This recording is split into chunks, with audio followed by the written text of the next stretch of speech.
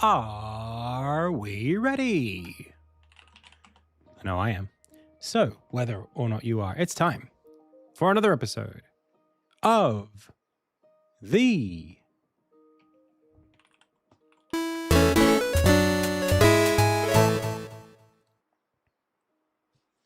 Indie Tales Game Dev live stream. Hey, my name is Adam.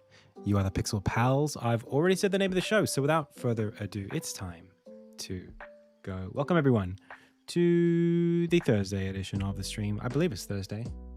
Today, we're going to be working on more Insignia dev. And yeah, you know, things are moving along as they do for yours truly. I did not get much sleep last night, but I have been working today on some business-related stuff for the game. Thinking about how I might have to switch over to working on a presentation next week. Or even at least over the weekend. I'm a busy boy. In the meantime, though, we'll be working on Insignia today. I want to say a big welcome to everybody who's here in chat right now. Sal, K-Sal, welcome, welcome. And anybody who happens to be watching in the VOD.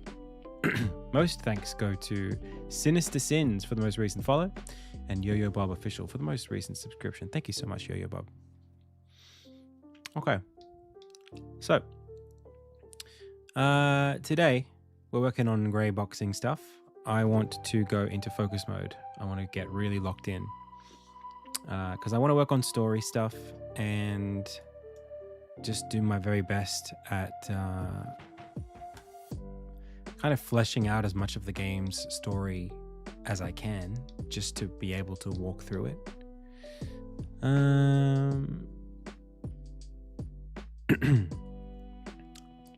So, shall we just get straight to it? I want to be upfront. I'm super exhausted today. I don't know what happened, but like this afternoon, I've just been on a real low. Just come back from a walk, and I don't know. I'm just not feeling myself today. I've been writing this letter to a publisher, and I've been procrastinating on this letter for like weeks now. I've been like writing it and rewriting it and rewriting it, and it's certainly gone on too long, but I don't know how to like feel comfortable with it, I guess. And it just feels like this big scary thing. Hey Royby, thank you so much for the sub. Welcome. And man, LLMs are not helpful at navigating that particular kind of letter.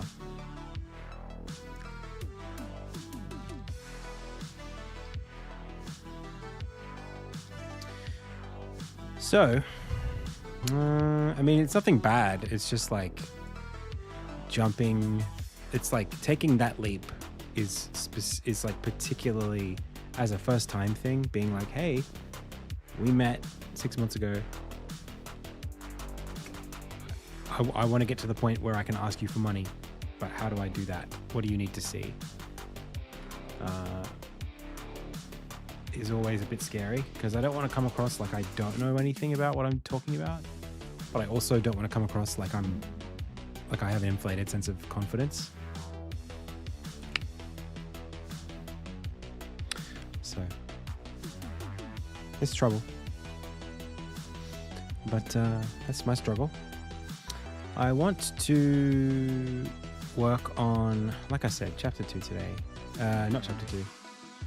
Chapters 3, 4, and 5. And I guess it's time to just start walking through it. So I will be distracted because I have my family is messaging at the moment. They're chatting about organizing for dinner at some night. But so I'm trying to keep my eye on it because I need to know if the schedule's going to line up. But at the same time, we've got a stream to make, so let's make the stream. All right.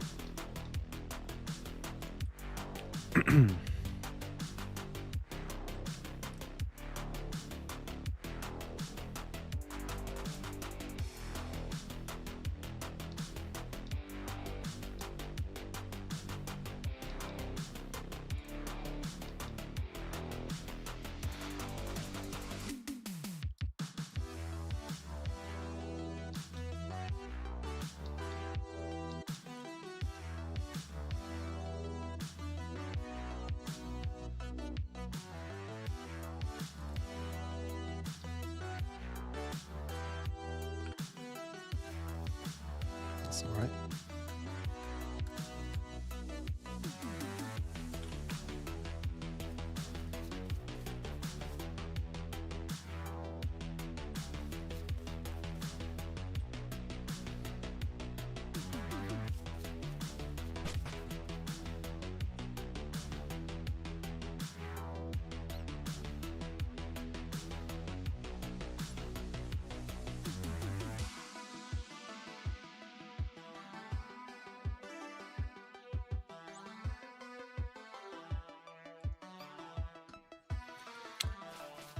Okay.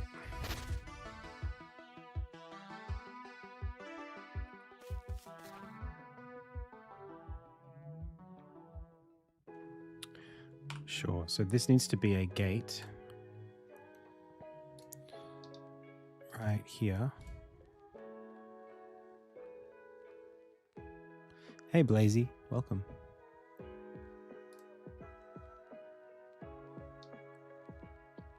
And I suppose we're going to need a gate. For publisher, I think the point is to show the publisher the risk is low for them and potential ROI is high.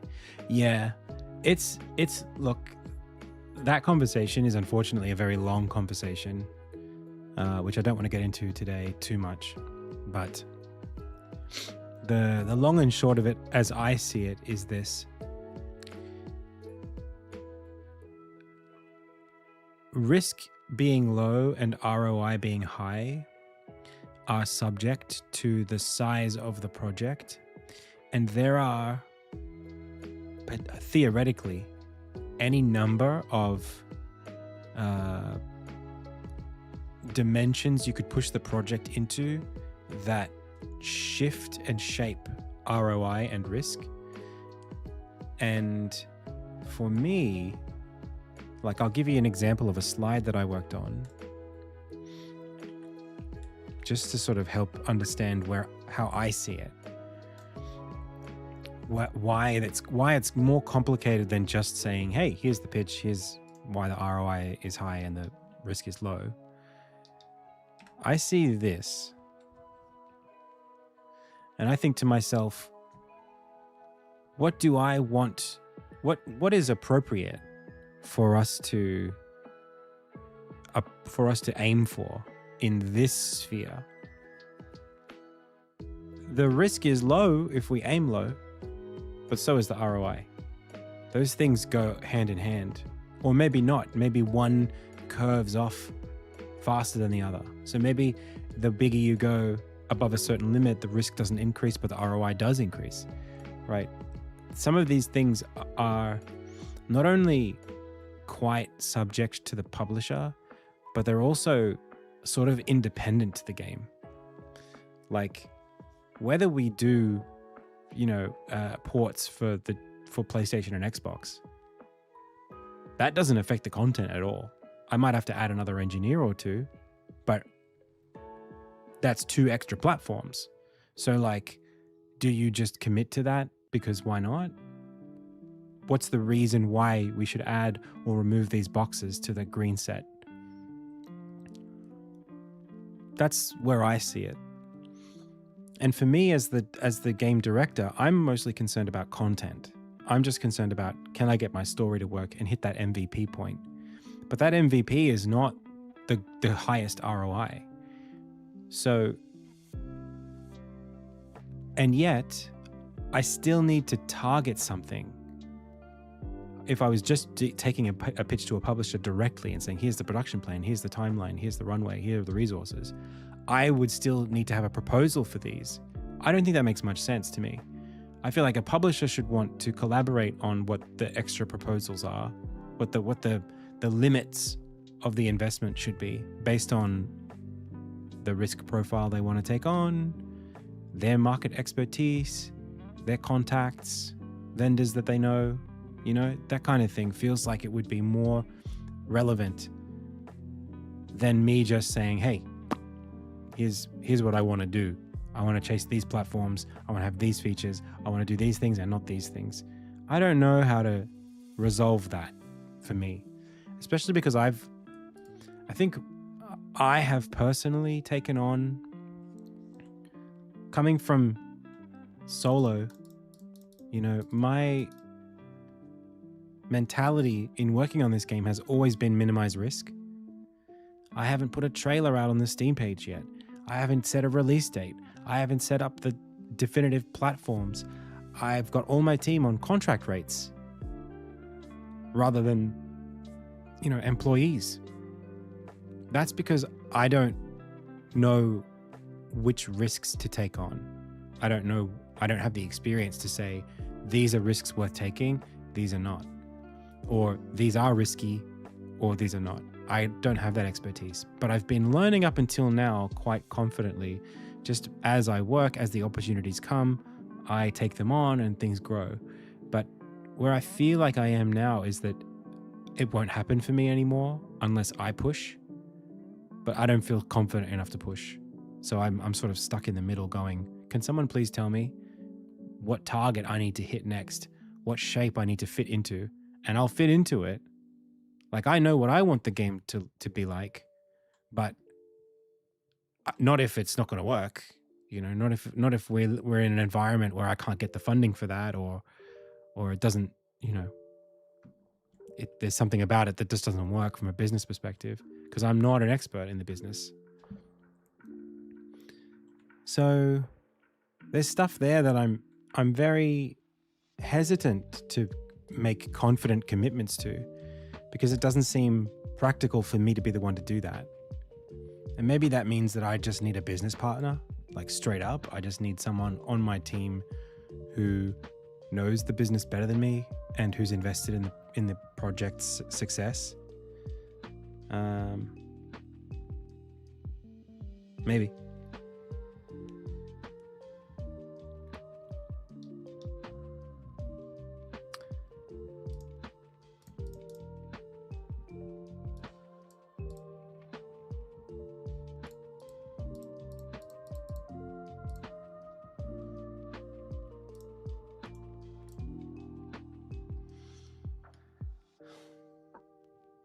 You would think so, right? You would think that that's the publisher's job, is to have that, is to share that vision with you. I just don't know. And it feels like if I blow it, if I write the wrong email, if I say the wrong thing, then I just might not get a response at all and miss an opportunity. When it was in person, it was very easy for me to express myself to the publisher and read the room a little bit, or even just to ask frank questions because I'm dealing with a person.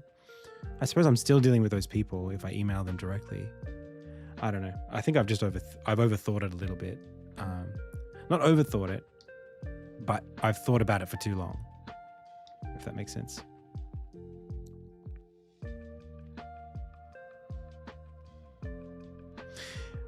The challenging thing about that is, Benjamin,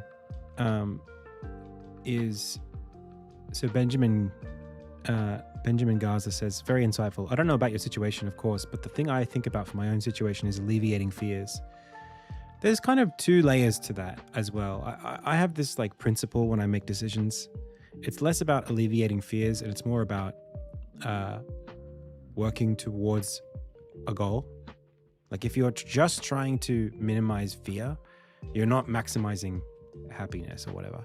And so from a business strategy perspective, I mean, it goes hand in hand, but for me, it's like, am I doing enough to make you excited about this project just in the way the project presents itself? And if I am doing enough, then why are we worried? We have our best foot forward. We're going to use the best intelligence we have, make the best choices. That's all anyone can be expected to do in a business. So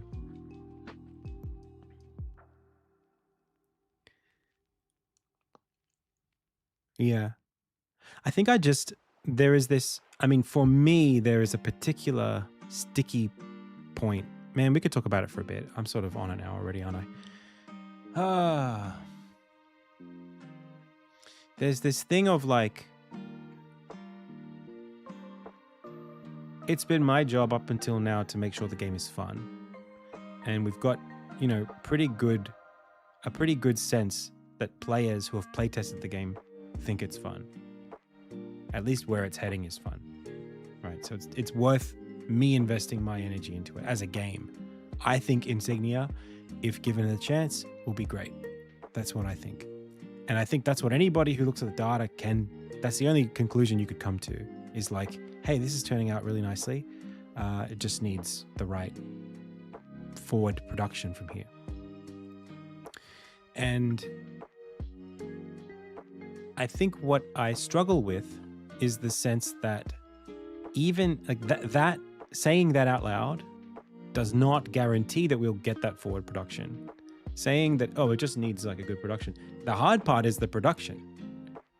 It's almost like a different, it's like another octave, another version of the ideas guy versus the like developer question. It's like, yeah, the idea is great. We're further along than that, obviously. It's like the vertical slice is great, but can you prove that you can deliver the rest of it in a good time frame, and at a high level of quality? And that I can't prove that. I mean, that's where the risk is, right? But how could I prove it? We would have to build the whole game to prove it. In the meantime, I'm trying to be responsible for what I can't prove. And obviously a publisher is going to have more experience than me in producing titles because they've spent time with lots of different developers, seeing what's working, see what doesn't work. And all I can do is say, well, this is what my game seems to need. This is what my experience with the game has been so far. I would like to propose that we do this to make, good forward progress and to minimize friction. But again, like saying that out loud for me is, I don't know whether that represents a standard that's worthy of someone's investment. I don't know what that looks like.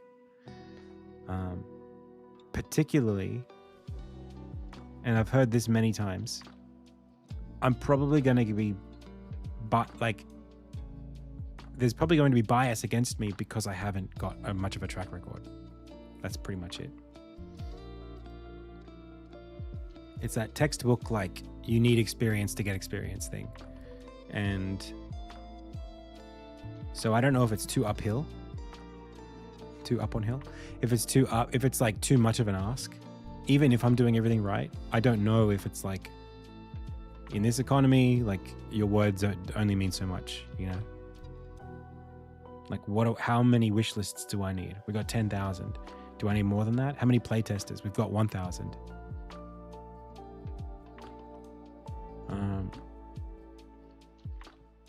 I wouldn't do it that way, lead up here. So it's just like, I don't know who I'm dealing with, that's the concern.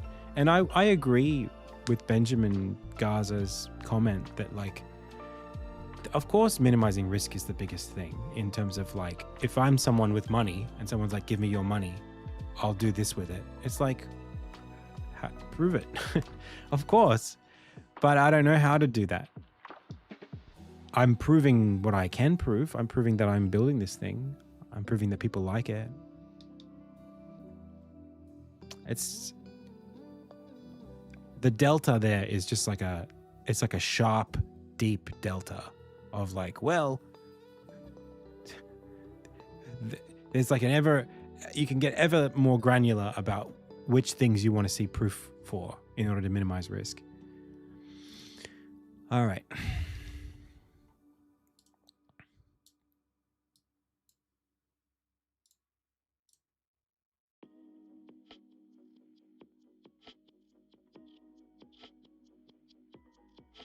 Thanks, Ben. Yeah, I believe in it too. I think I just had a bad time this morning. I didn't sleep well, and then I was writing. I wrote an email to the point where I was very happy with it, and then I went and asked ChatGPT and Gemini what they thought of it, and I asked them to be brutal, and Gemini ripped it to shreds, and I'm like, first of all, I don't agree with that. It was really mean about it in a way that I didn't expect it to be. I was like, be brutally honest, but like, it was kind of cynical, in a way that's like, this isn't my experience with these publishers. Like, it kind of, and obviously this is how LLMs work. It felt like it was doing its best guess. I mean, obviously this is what it is. It felt like it was doing its best guess at what people think publishers are like as if like what people talk about publishers on Reddit. And that's not to say that's false, but like I've met these people like IRL. Like I know the people I'm emailing because I've been introduced to them in person and I've sat down with them and they've seen the game, and they wouldn't talk like that. So like it's just because I'm like I'm trying to get some validation. I'm looking for any scary no's, or you know, I'm not listening to positive things, I'm listening to the negative. So if I'm seeing a lot of negative, it's like, hang on, whoa. And then it's like, am I being defensive or am I being, you know, it's so hard to self-validate this stuff. Self-confidence is so difficult for me because I'm just so data-driven. All right. So I'm just going to keep working today, okay? I want to like, maybe we'll stifle this question here. We'll leave it here.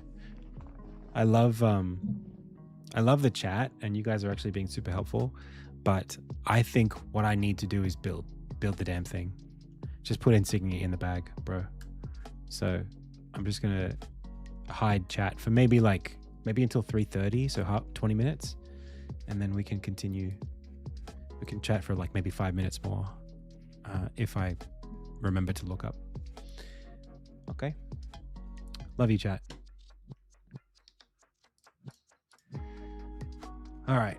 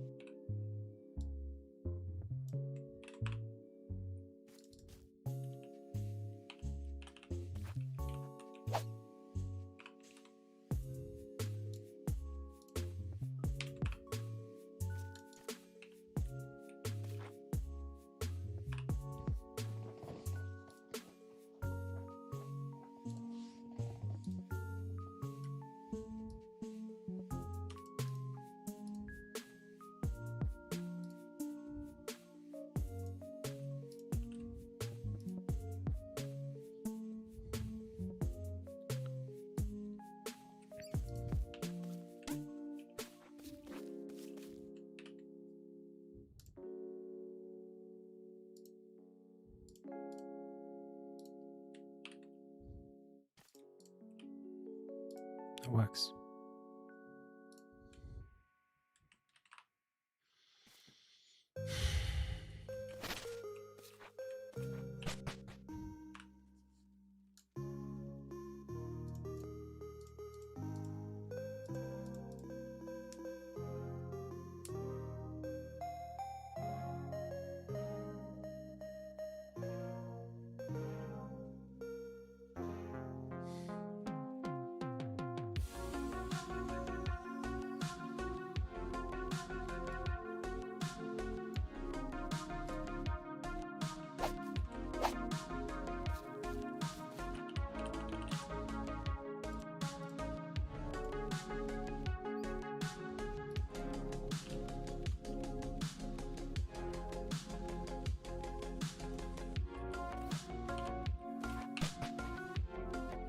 Sweet.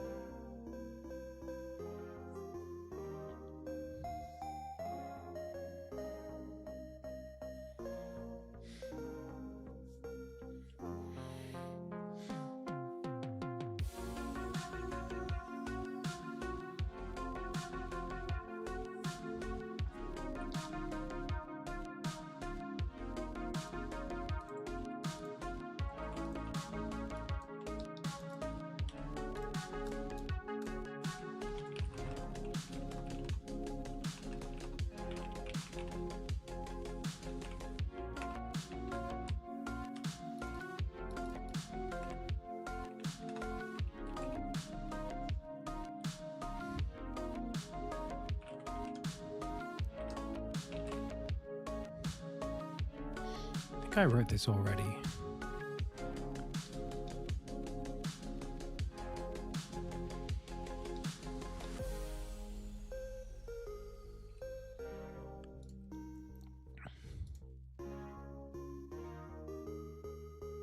Okay, I'll do that there then. Let's go.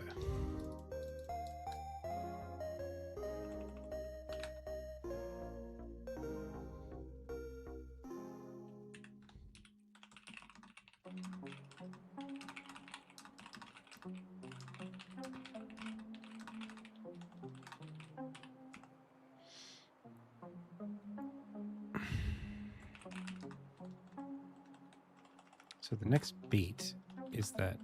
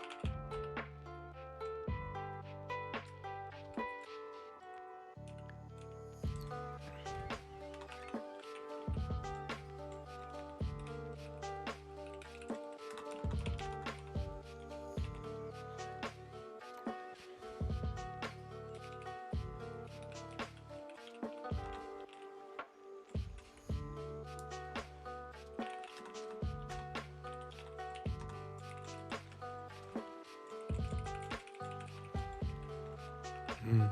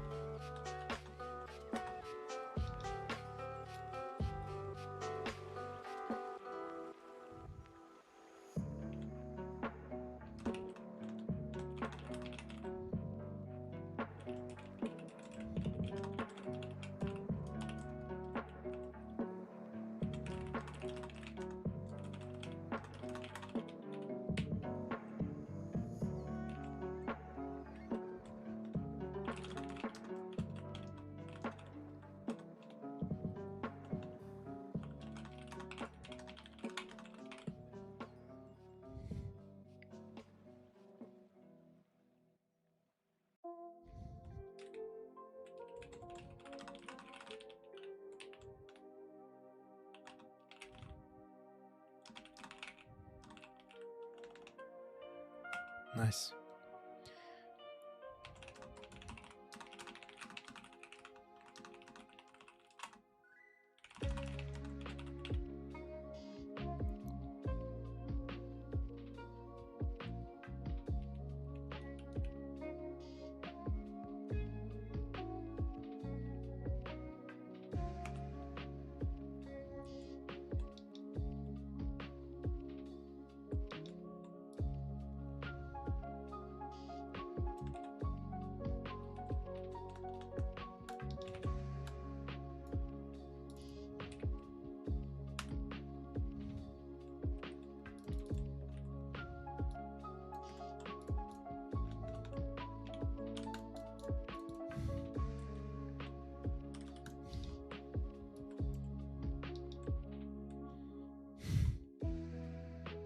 Metal slug.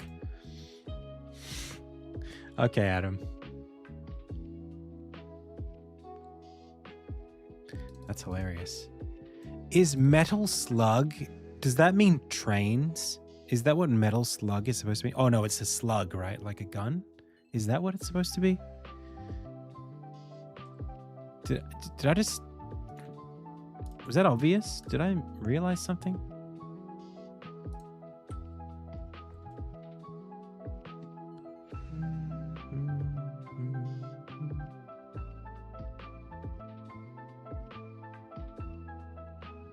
A slug fight?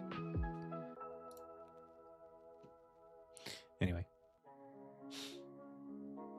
That's not important right now. The tank or bullets. Metal slug. It's such a cool like the name is so cool. Slug. Anyway. The bullet casing's a slug, right? Like but you have like slug guns. That's like not a real gun, is it? Anyway. I'm closing chat. It's closed. Okay.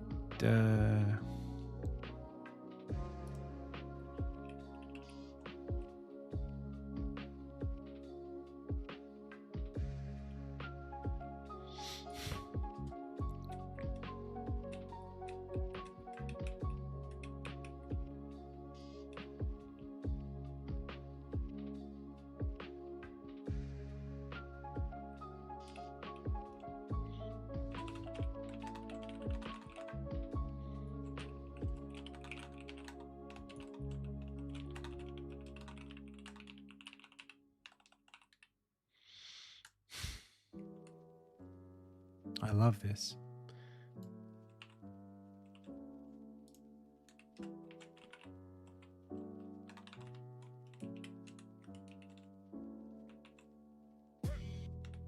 We'll do that with an emote.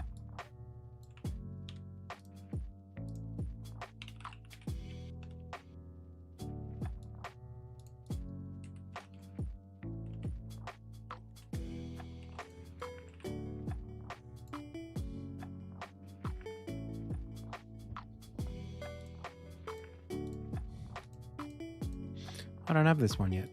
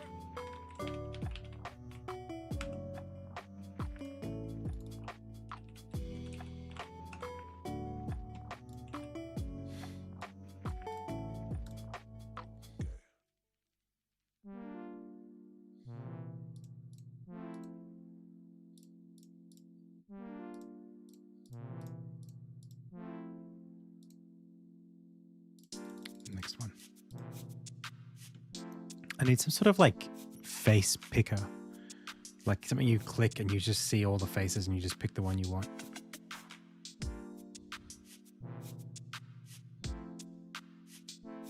I wonder if that's possible. Maybe I can ask GPT to do it.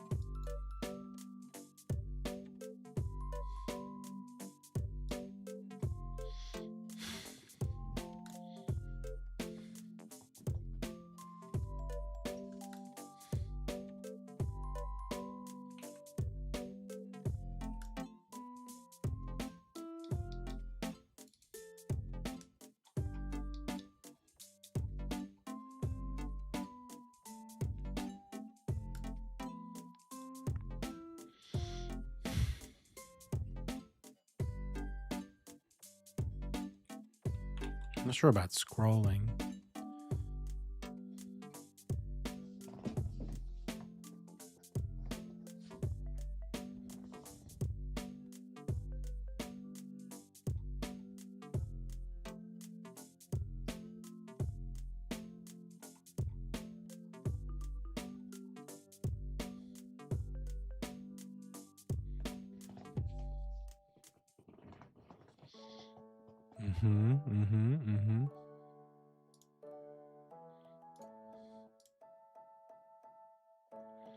Let's see if it works.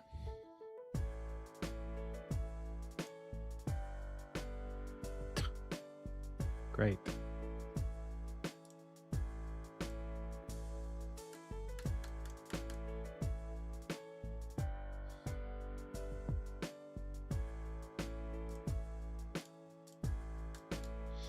It's not bad. It's trying.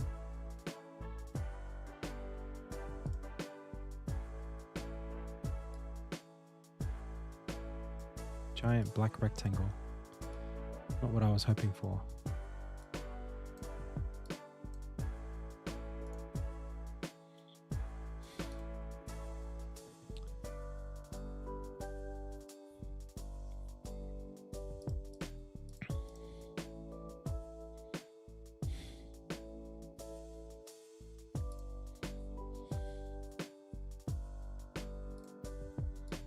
It's not a bad idea. I don't know what exit GUI is for.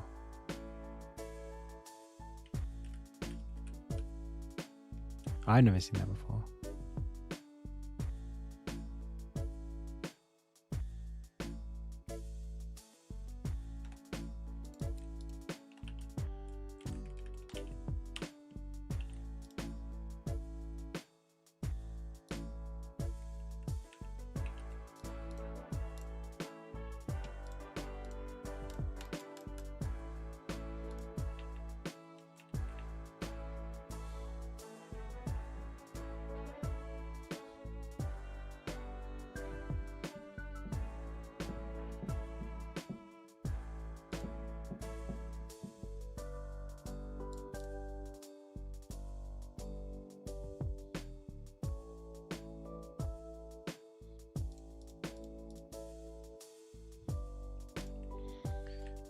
I think we got to step that one back. I think it was a good idea.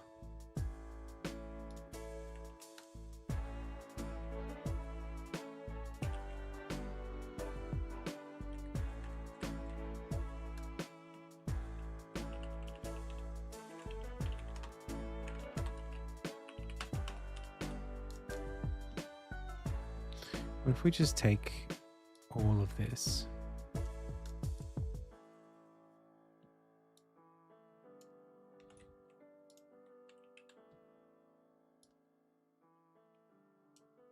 And take it slowly, and we'll write it ourselves.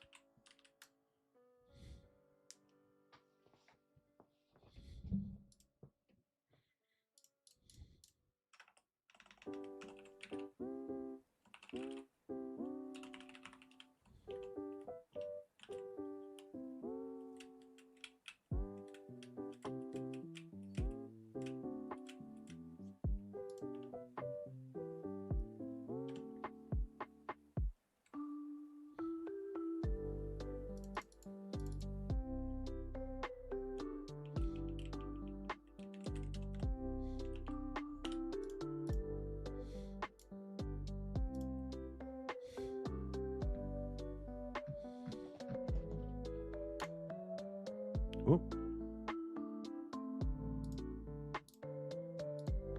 Whoa, that works. Oh, dude, I've been dealing with that for years.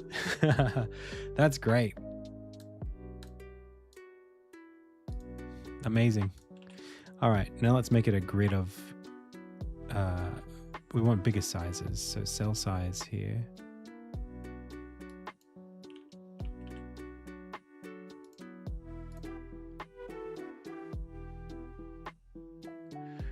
And then I want multiple rows.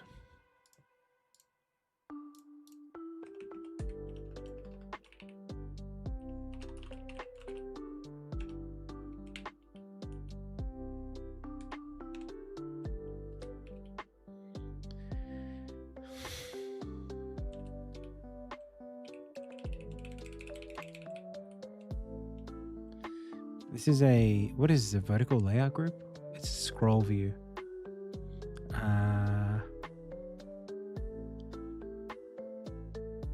Is it vertical? Is it horizontal? I don't know if it's going to be able to do that. I think we have to say like, I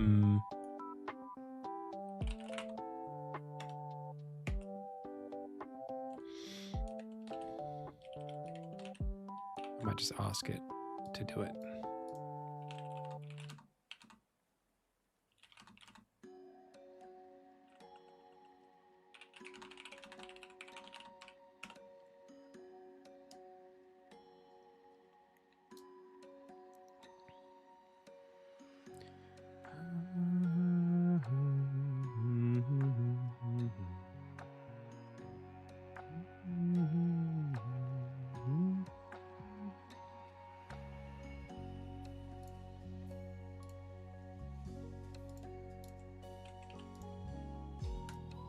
Nice, dude. That's perfect.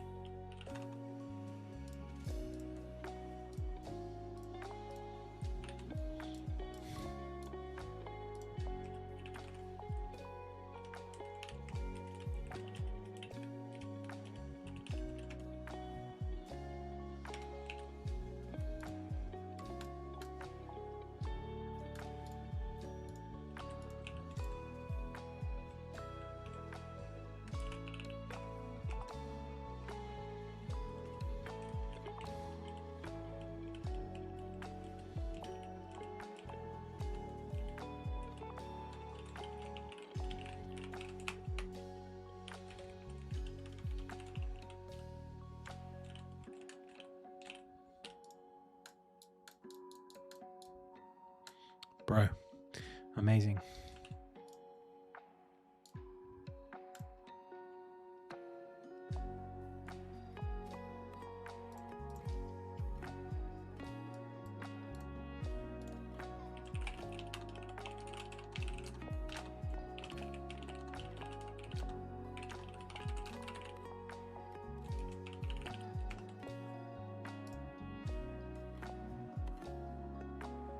All right, chat, you can come back for a bit.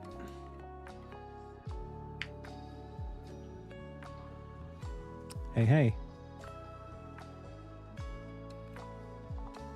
A slug is a heavy, solid projectile fired from a shotgun, as opposed to traditional shells.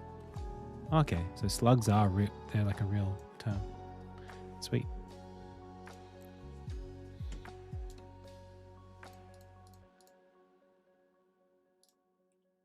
Dude, that is so good.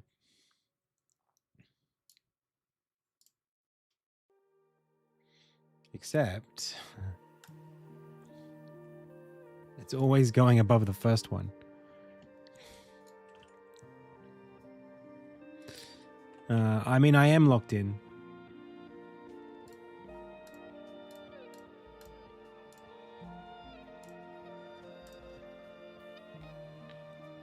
But I'm not happy with that, so...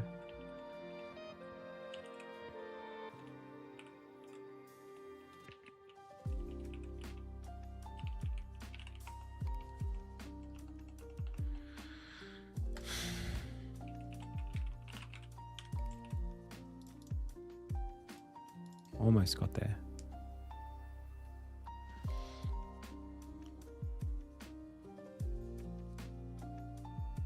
Hey, Miko Core. Oh, that's so nice. Wow. I have no idea. I need to learn something as a developer. It's going to take a long time to get to this point. But one lesson that I need to learn is that the game is not for everyone. And it doesn't matter how good I think it is, it won't be for everyone. and it's for the people who like it. That's who it's for. And so I need to stay focused on like the people who like what it is, who are excited for what it is. I need to find them. I don't need to try and make people who already aren't interested. That's not my goal. I can't convert people who don't like reading text. Oh, I'm having an emotional day, chat.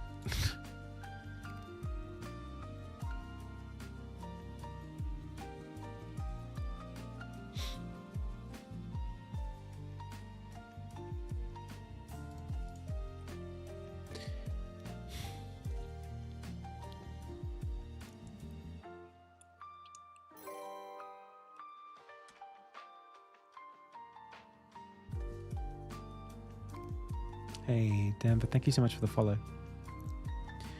Yeah, I mean, like, Insignia is this thing that's not... Oh, Choco Tuesday. Thanks for redeeming that giant emote. It's like, it's not trying to be like a platformer as such. I mean, it is. There's platforming involved. It's not trying to be Sekiro. It's just trying to be Kingdom Hearts. As Kingdom Hearts plays in the background. I really am just making Kingdom Hearts. You know? That's what it is. I don't really say this that often.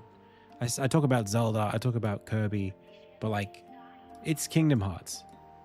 It's the Kingdom Hearts that I wish Kingdom Hearts was.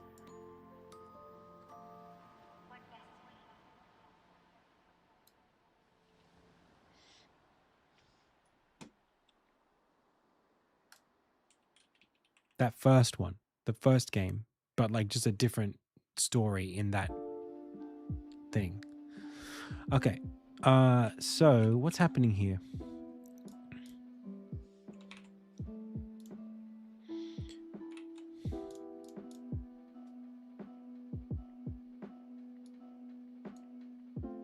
This is happening at the very bottom of...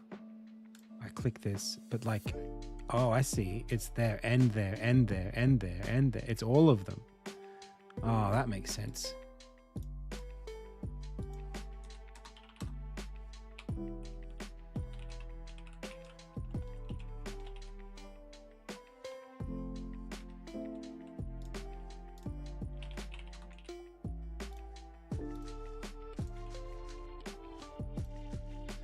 I fixed it.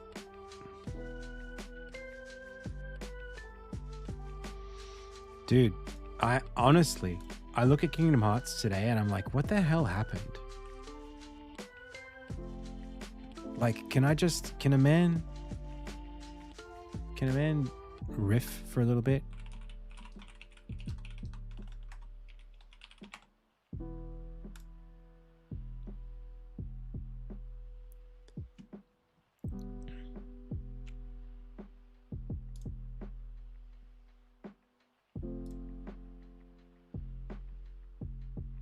Let me just get some screenshots.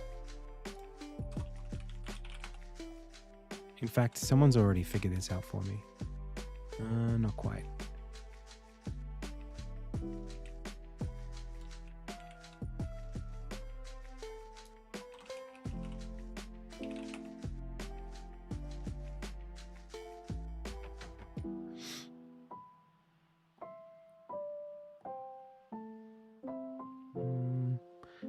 I'm trying to find a screenshot.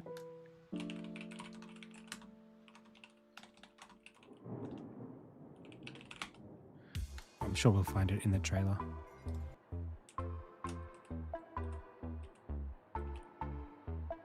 Like,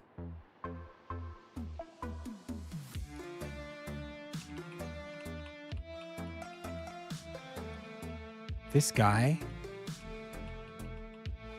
this dude,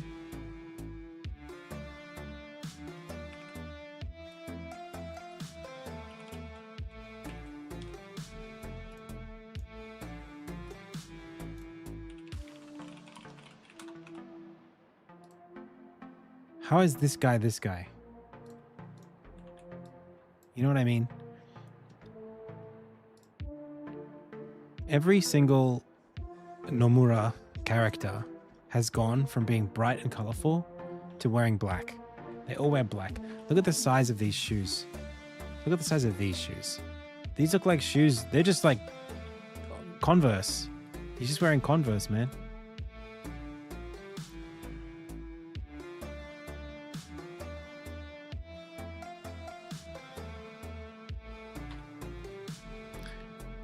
Like, the silhouette is so interesting here. I just don't understand what's appealing about this. Personally. Like, why do this shape?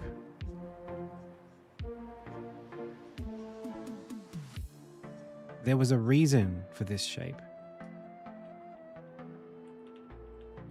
It's cool. It's got character. It's interesting.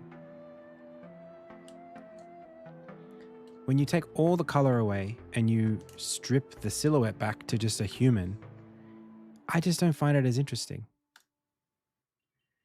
It's the same thing as like,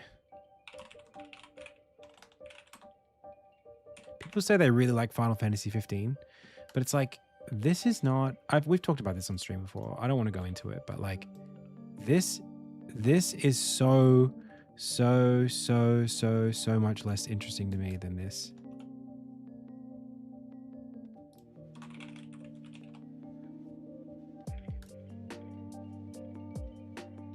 Like, bro, look at how colorful this cast is.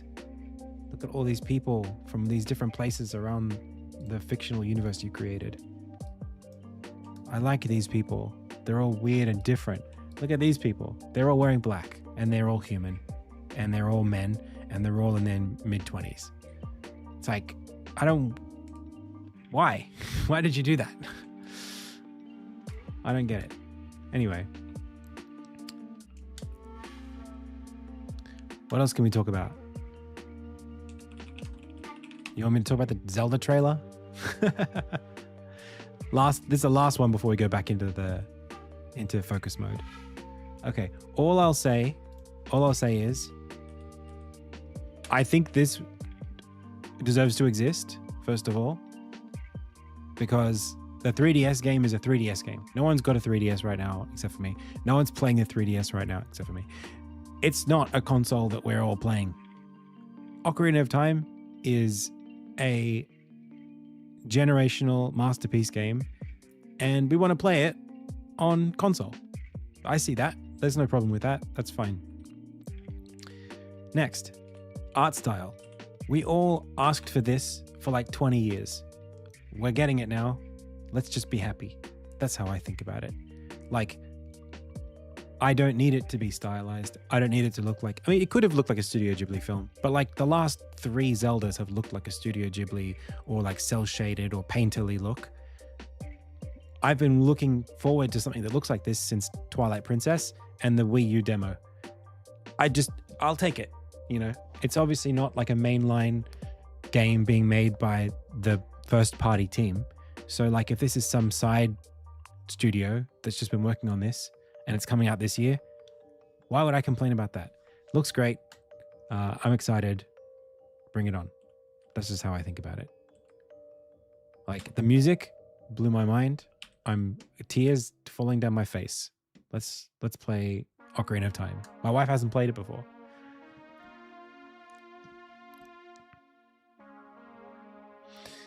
You really want to get into Zelda, but you have nowhere to start.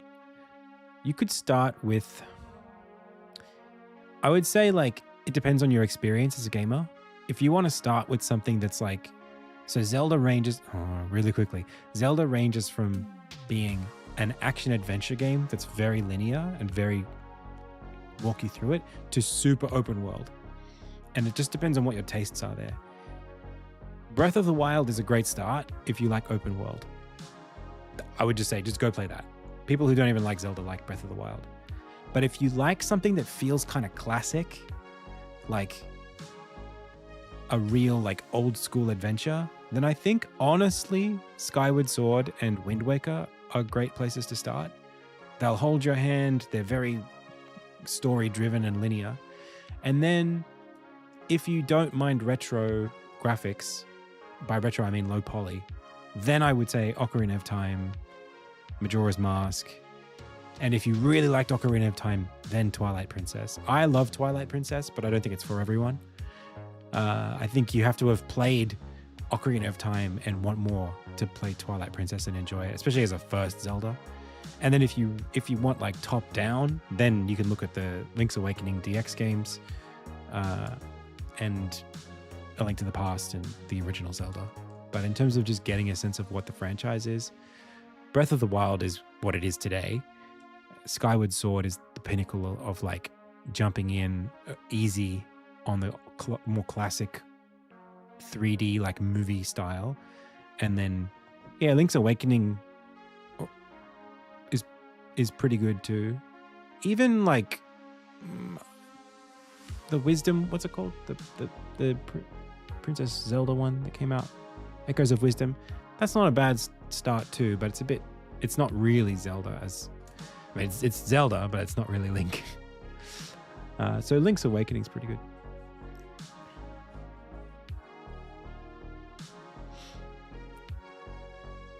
You want to get to know the story. Well, the thing is, it doesn't have an order. That's the challenge. The problem is that every Zelda you play, except for like Ocarina of Time, Majora's Mask, and Breath of the Wild, Tears of the Kingdom, are all, you could play them in any order and it's fine. There is like a loose lore, like very broad, like there is a chronology, but it's like generations. It's like if every 500 years a hero was born, you know, it's like that. And so like which 500 years we're in right now, and it's all cyclical.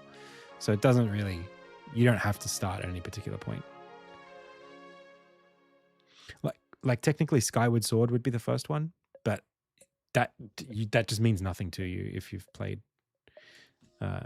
any of the others. It didn't come out first, you know. They sort of like added it as a prequel, like mythology. But again, absolutely no bearing on anything.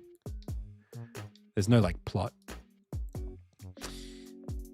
continuity between them, except for Majora's Mask and Ocarina of Time and Breath of the Wild, Tears of the Kingdom. Those two games are designed to go together with each other.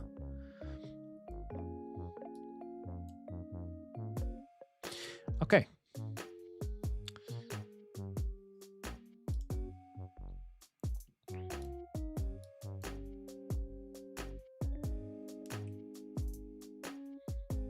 Button text in Scriptable's window. Looks like a hula hoop. The hell. Phantom Hourglass is, I mean, the DS games are pretty good too. I'm not shitting on those. Phantom Hourglass and Spirit Tracks. Those are they sequels to Wind Waker? I actually haven't played them beyond the first few minutes. Okay.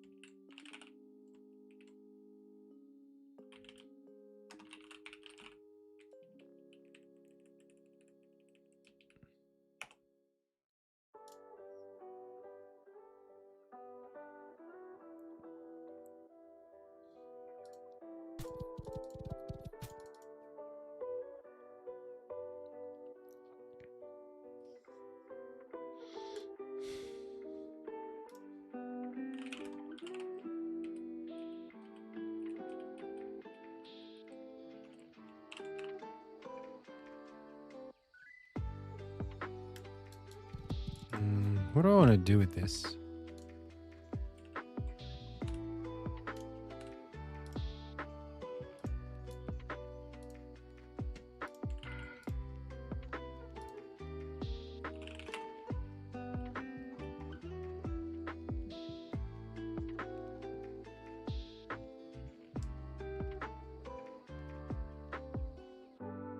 Oh, yes.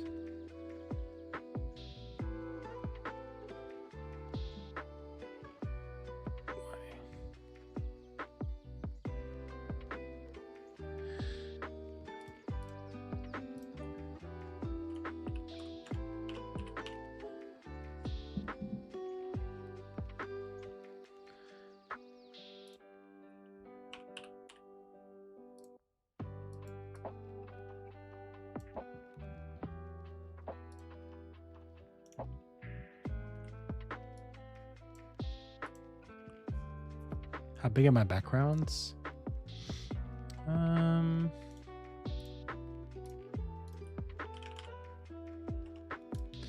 Depends on what I need them for.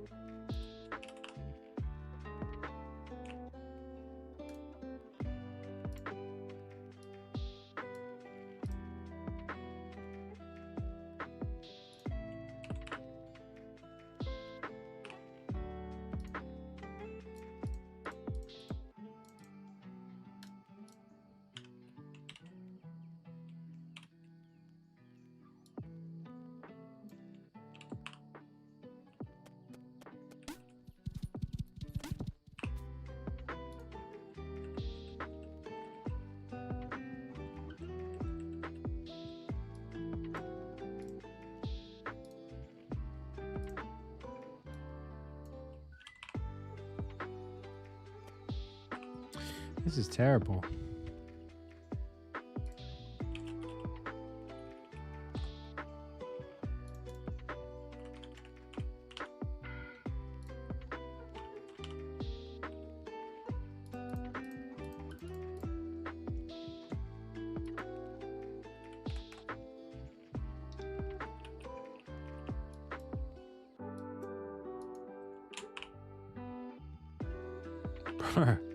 Dude, I can't win.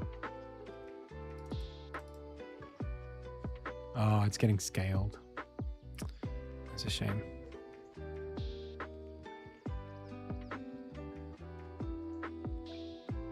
Hey, TFT.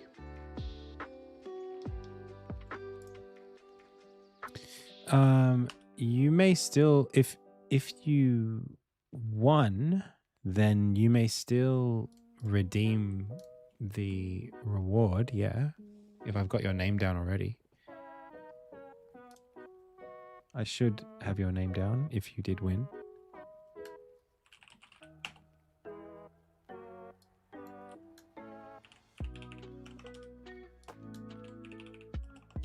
But what was this, is it your current username?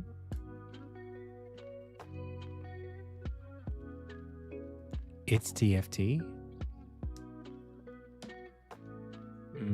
I don't have that. How long ago was this? This is pretty up to date. I mean, I don't have any recollection of it.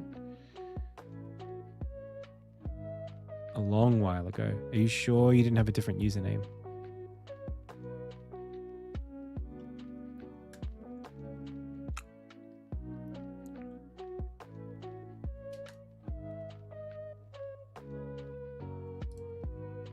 Interesting. Okay.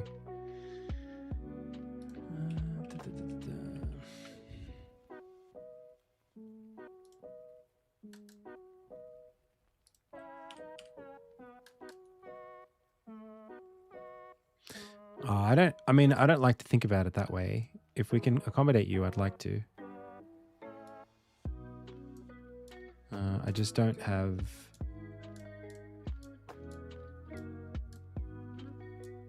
Do you know what it was that you wanted in the Easter egg? Yeah, what color did you pick? No, that's not relevant. Fox error. Any progress on my PvP game? I don't have any updates for you right now. That's all I'll say.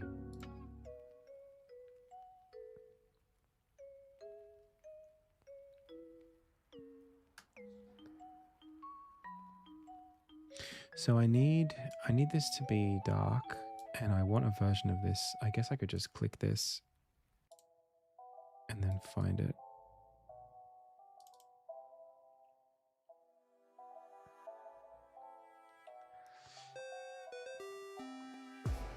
Hey Namu, thank you so much for the sub. Oh wow, it was this background? Really? That doesn't seem right. This? Is this? Is this? This. That's pretty.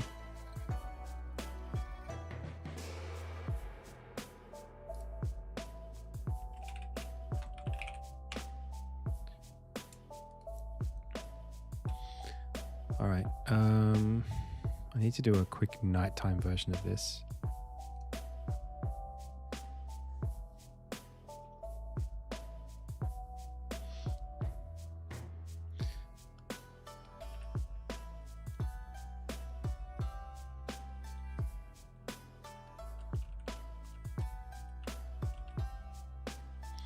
I mean, the easy thing to do is to say,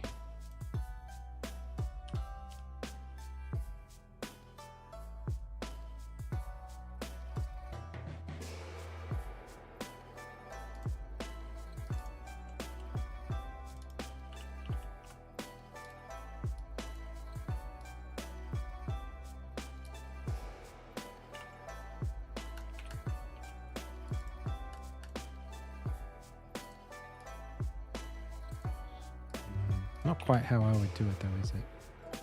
I mean, that's kind of night, but this stuff all needs to be tinted too.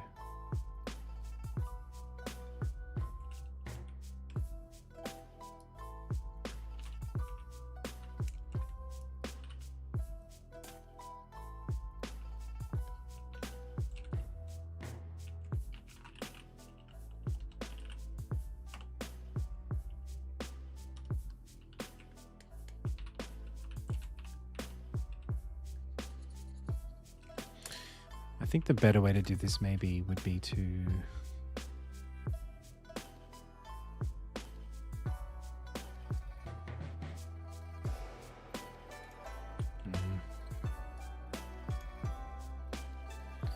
can I maybe take like all of the colors and shift them?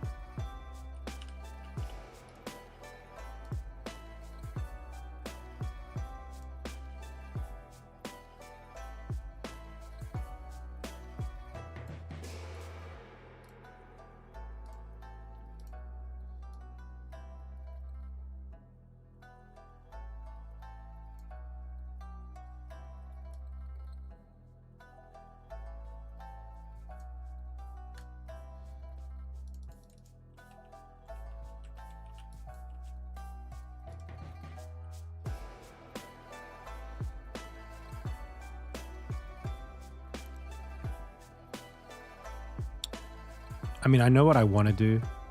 I know what colors I would use because I've got this.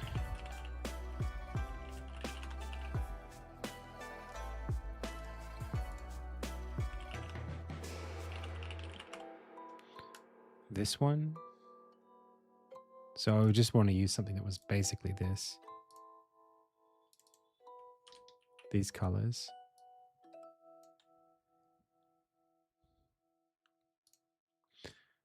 I might as well just draw it myself. The thing is that because it's, well, it's probably too late at night.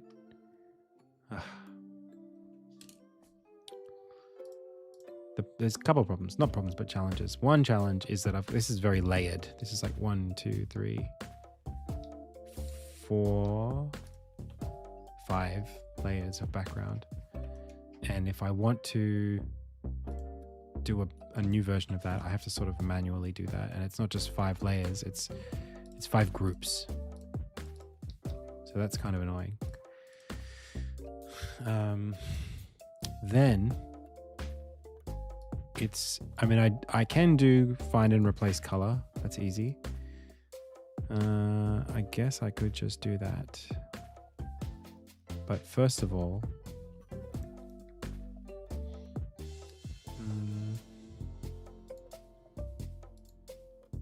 I think I just want to draw roughly what colors I want.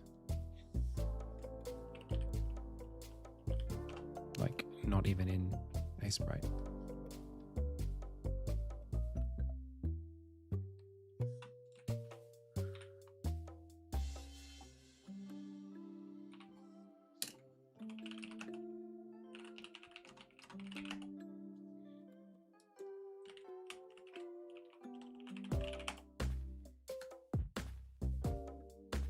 Yeah, like I would much prefer to do something that was custom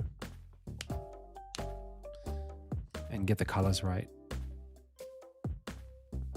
Like, this is beautiful and dramatic.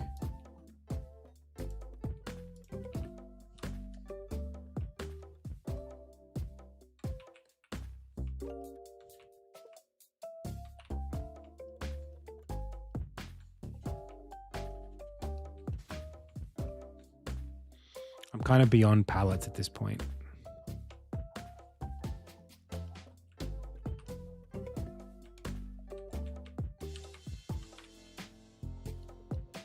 That's gorgeous.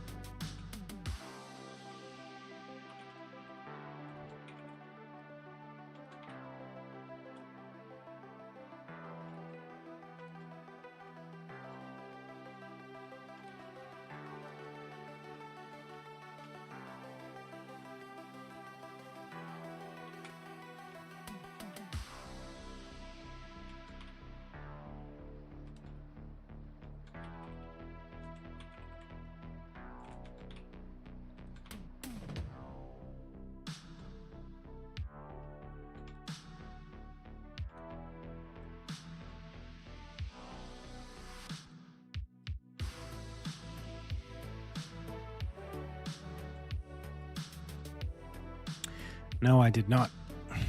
I am self-taught in pixel art.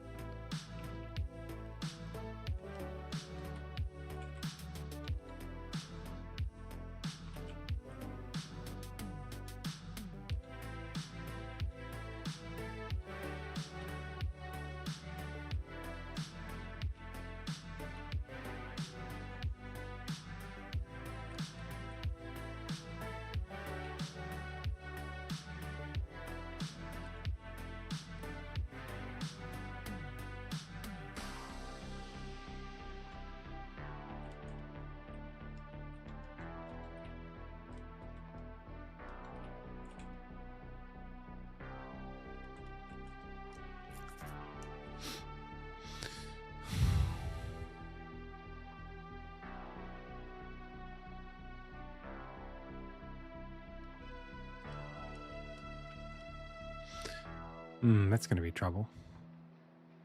I guess we don't need to make this side loop. We can probably keep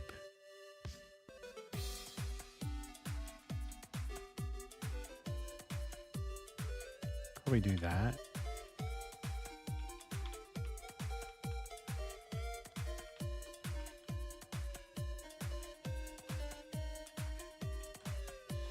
Might be time to take all of this.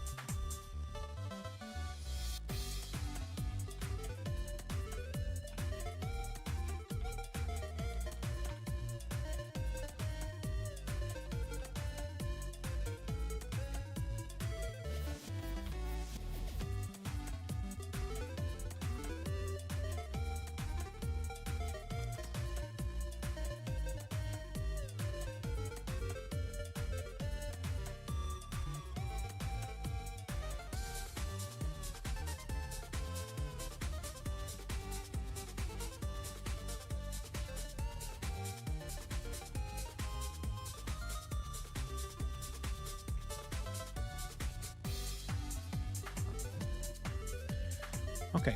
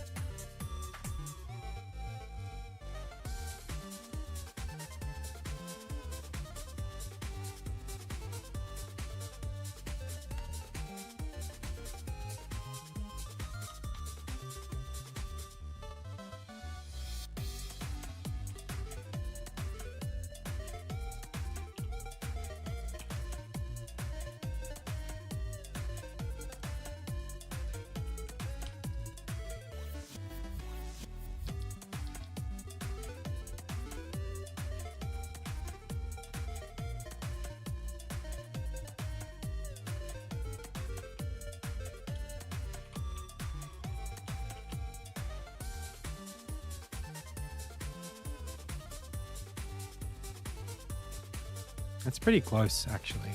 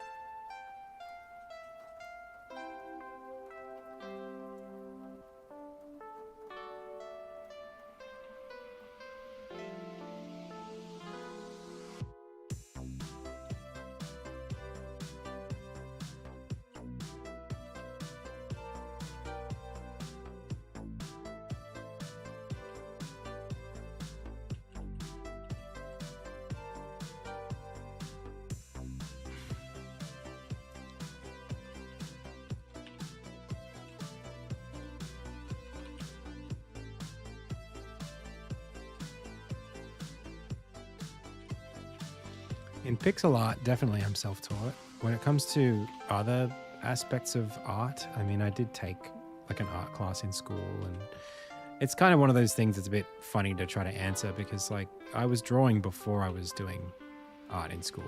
Like I took art in school because I liked it already, you know? So I don't really like attributing. It's not like a skill where you just get taught it, you know? You sort of, it's like a life skill. You continue to develop it as you go. So to that extent, I've always been learning art and I'm still learning it.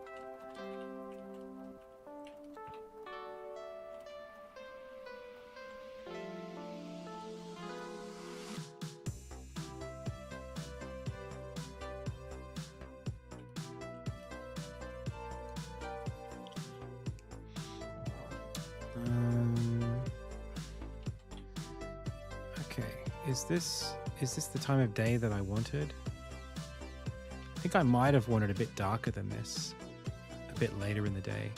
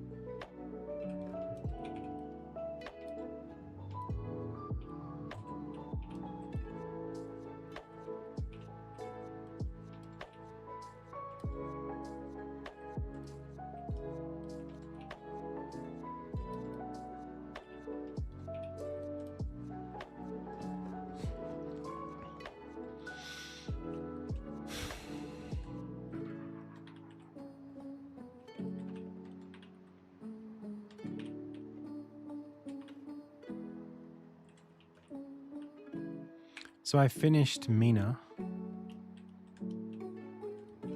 For those of you who were interested. I'm playing New Game Plus at the moment. I did like it. I liked the ending. It was a dark ending, man. They must be going for DLC.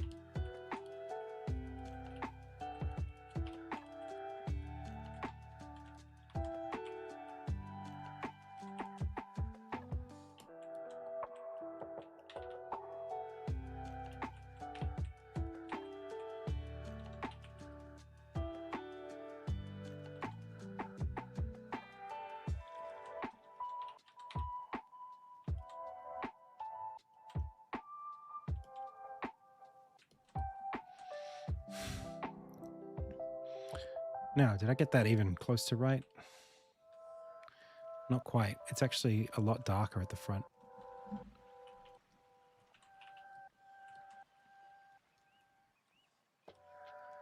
Closer to that.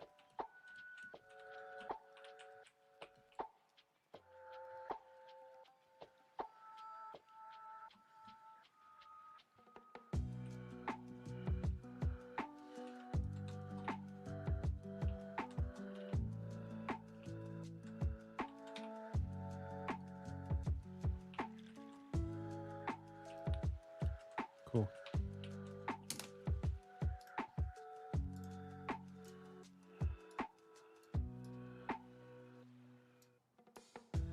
I like that.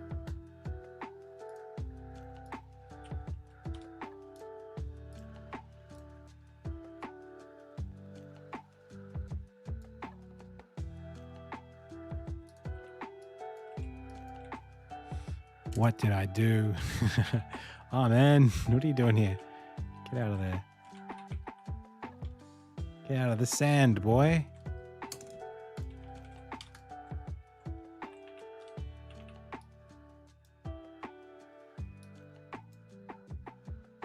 I mean, he mostly fits. I don't think it's that bad.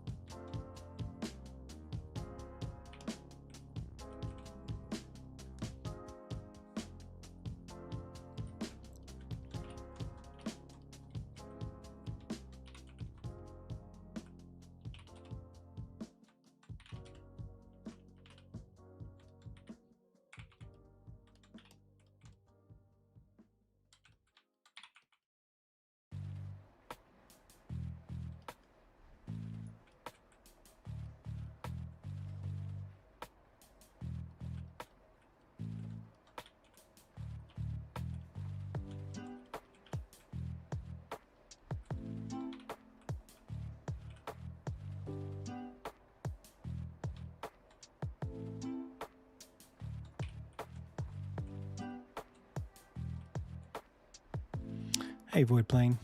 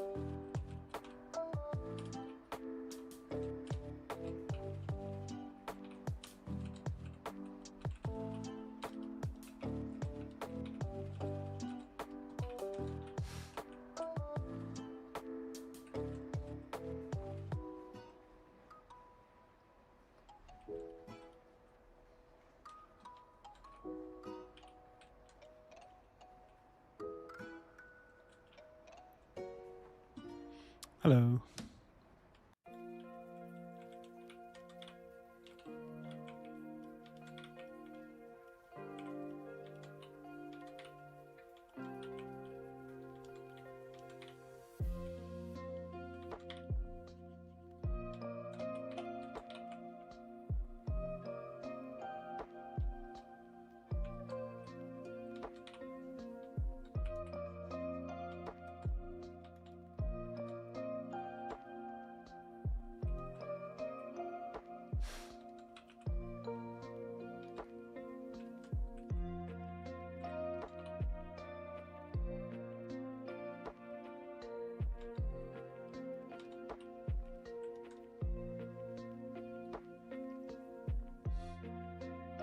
Oh, sorry to hear that.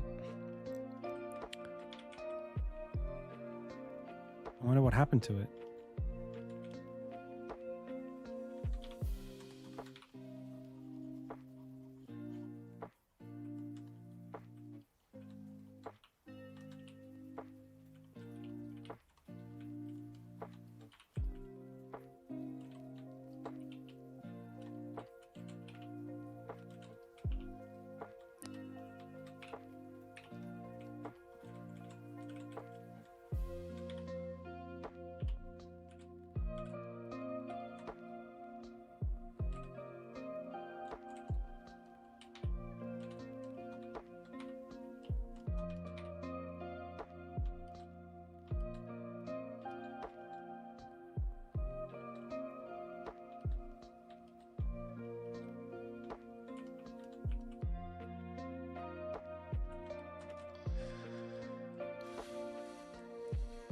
Bob Ross format when?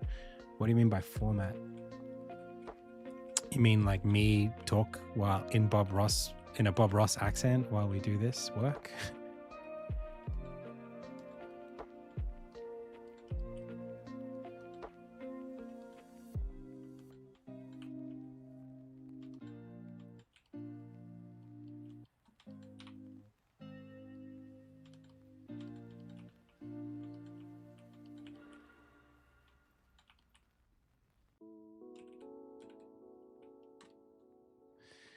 This is for Act 3, yep.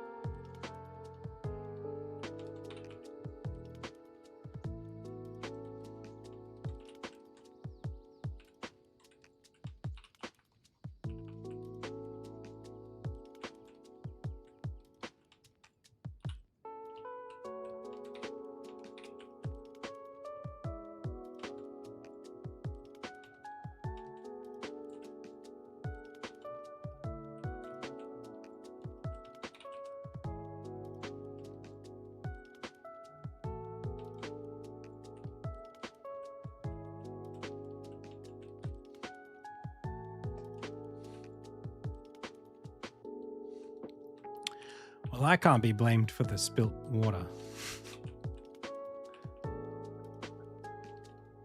Sounds like you've got a perfectly culpable culprit there.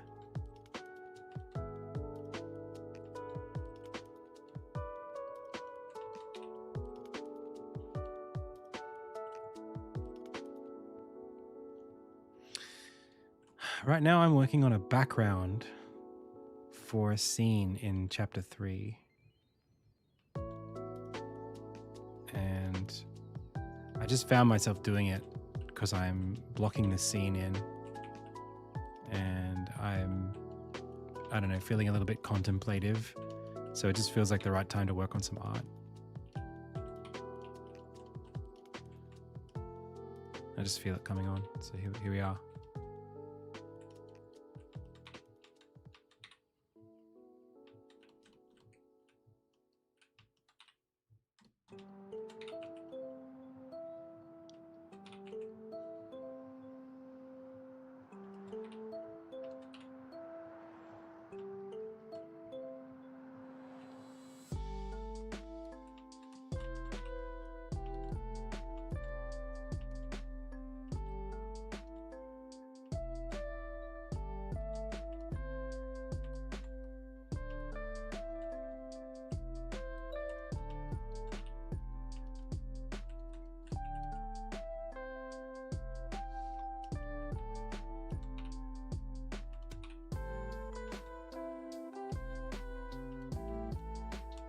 This color here,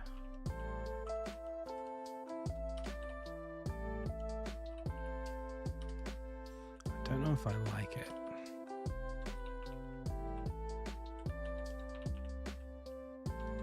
That should be that at least.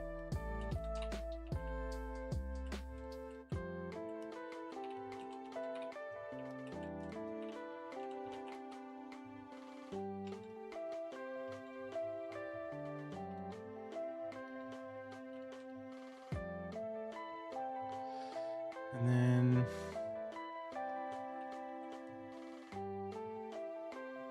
hey, Lathe.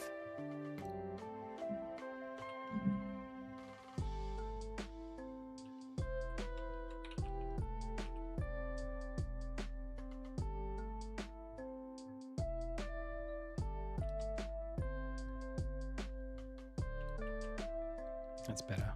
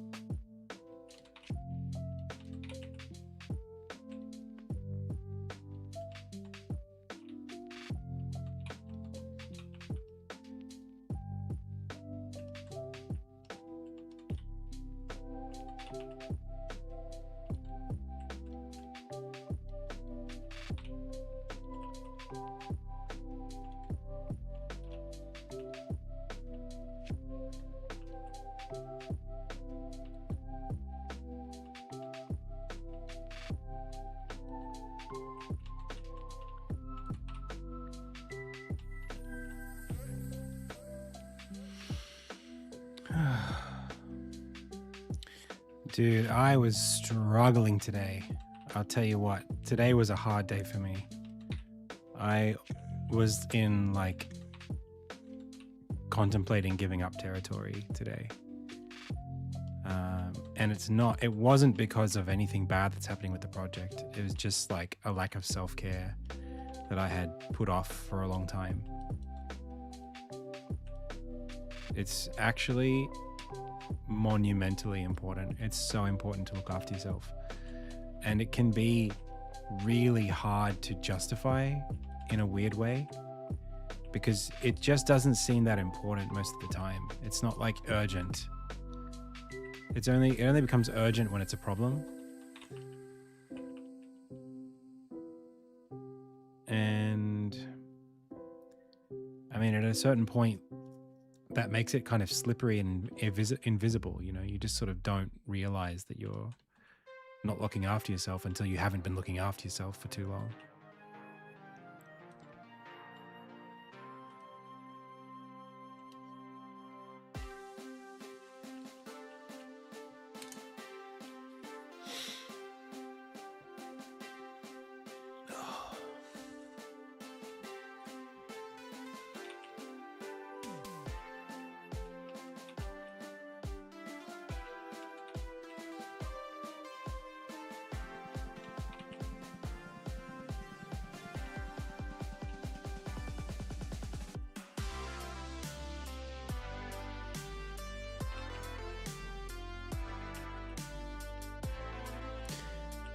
For me, the sign is if I'm taking a shower and it's the middle of the day, something's wrong.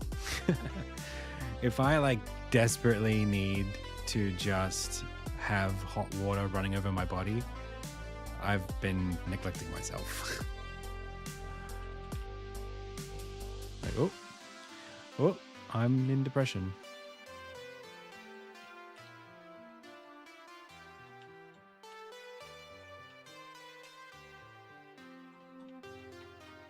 I'm experiencing sensory overload.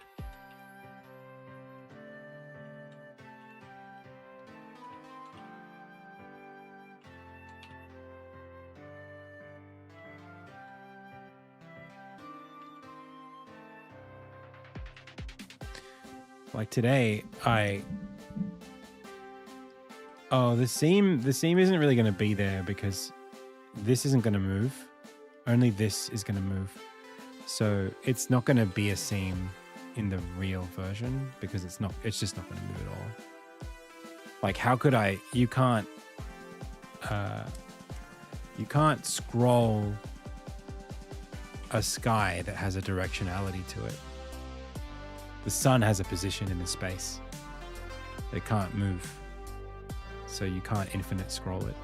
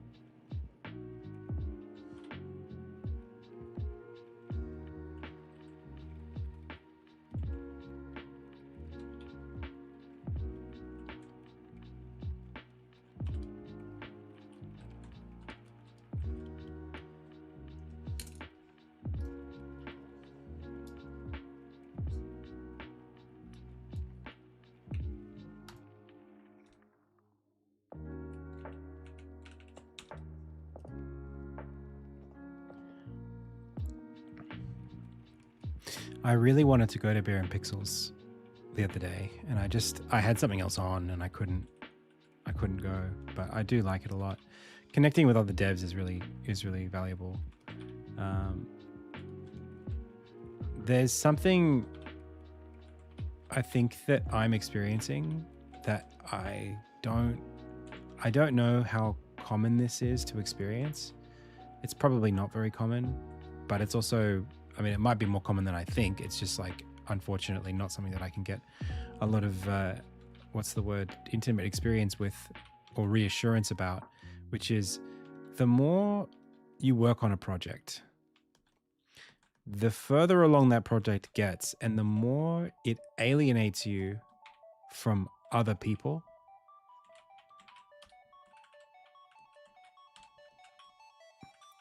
So what happens is you know, either you can chalk it up to the project, you know, so few games get this far along that have this kind of ambition that like you just find yourself in a one-of-one situation, or so few games like you know, your game is so far along that what makes it special or what makes it is unique, and so you can't talk about certain things with other people because they're just not making your game.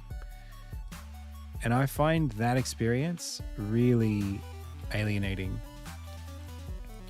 of like I'm the only me who's doing what I'm doing, and there are other game dev streamers and there are other game devs, you know, around, of course, but there's something about just the deeper you get, the less you have, the less that you share in common with other people, that makes that camaraderie actually quite difficult to feel the same way.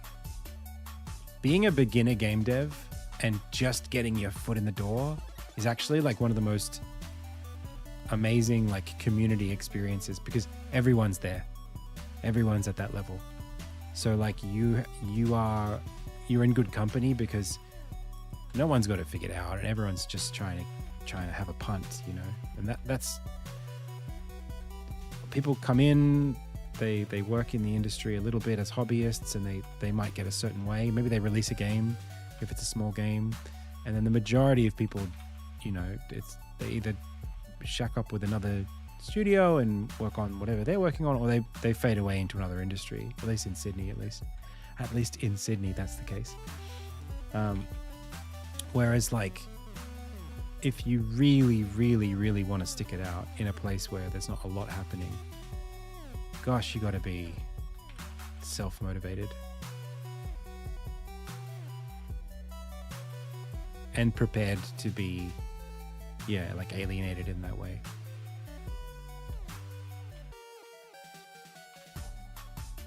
And again, it's not because like people are unfriendly or like, it's people are great. It's just hard to relate at a certain point.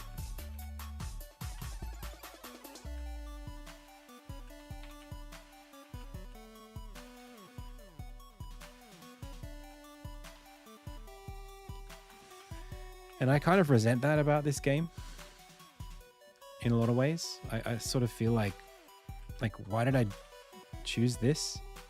And it's because this is who I am. This is what I'm making, of course. Like I can't be somebody who's making a different game.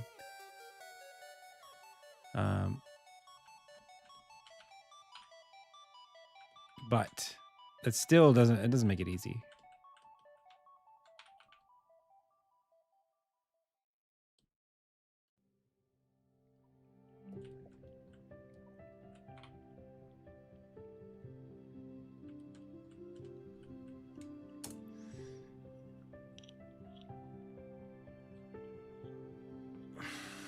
Yeah, it does feel like that.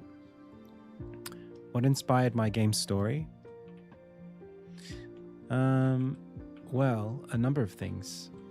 I would say the biggest inspiration is books and movies that I had read and watched in the mid-90s to early 2000s, and to some extent the games that I was playing then. I could list off a bunch of inspirations for the story, but I think one of the biggest ones would be, obviously, like everyone has seen Harry Potter and was inspired by Harry Potter. That was huge for my generation. And then a lot of the Final Fantasy games play a big... They're in my mind when I'm working on the game. Particularly Final Fantasy Tactics Advance. That's one that just really sits in there for me.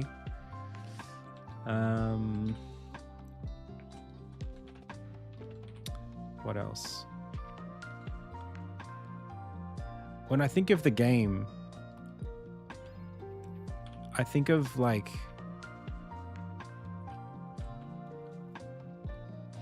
IP like Avatar: The Last Airbender, and sort of in a way there's because it's quite a long game, at least like what I'm trying to do with the chapters is quite lengthy. I get to play into different genres of like media, not of game, but like different media genres throughout the game. So like to an extent, the middle chapter, the one I'm working on right now, is very Indiana Jones. You know, it's Raiders of the Lost Ark. I love that movie. And all of the like hijinks and shenanigans that they get up to in those movies, it just resonates to me it's very strong as an influence. You know, the train sequences and planes and jumping off of things and racing to be the first one to get to the whatever it is. That like expression that almost like theme park ride feeling it's a big influence in this chapter. Even like this has got a lot of like The Last Crusade in it. But if I said that's what the game's inspiration was, I'd be lying, because it's not just that. You know, that's like it's more of like an aesthetic thing than it is a story or narrative thing.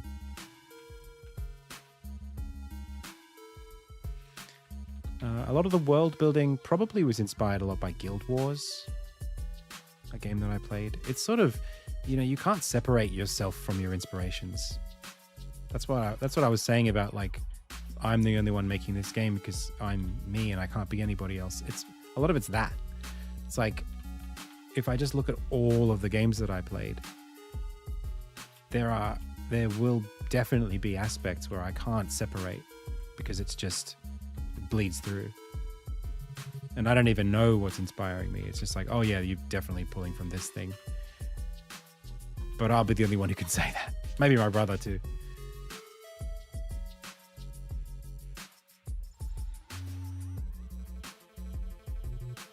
Will chapter 3 have a companion? You mean based on the stuff I was working on the other day?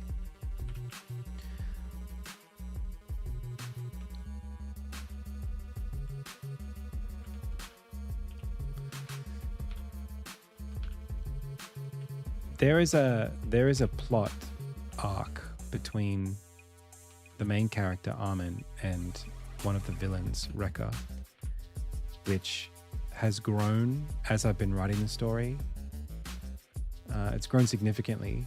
It went from being purely she's just one of the villains to there's no like romance aspect to it, but she becomes like a critical character in the game. And I don't yet know exactly how I'm going to work. Well, I kind of do. In chapter 5, she becomes sort of a side, like not a playable character, but like a character that's running around with the main character. Armin and Rekka are running around the world. So the idea of putting her in physically rather than just having her show up in cutscenes, that was just appealing to me yesterday, or a couple of days ago. And I have the idea of there being like a 2-player mode. So it's possible we could make it so that every chapter you have someone who can play as player 2. But I don't know if that's not really practical. I mean, the player 2 thing, yes, but like having them be an actual character every chapter is probably not feasible.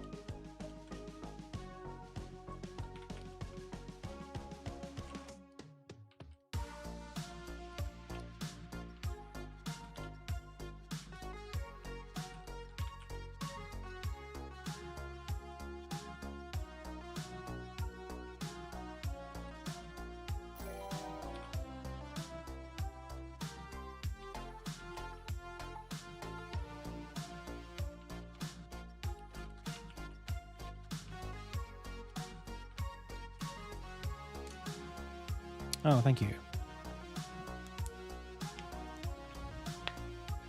Yeah. There is like it's going to be, what's the word? Somewhere between, do you know what it is? It's like in the Kirby games, in Kirby like Superstar. You can run around as like Kirby and also Meta Knight. Or you could just play single player. It's something like that. It's like more than Cappy in Mario Odyssey. It's more than that. You're not just the hat, but I don't know how much more than that. In my mind, it's like you play as, you know, you're Armin, and then player 2 is just like another Armin that doesn't control the camera and doesn't control cutscenes or anything. They're just like another copy version of you running around with you. That's how I think of like with the player 2 mode. But I don't know if that's like, maybe I can do better than that. I think a second player mode would be cool, because like my wife and I love to play games together, and we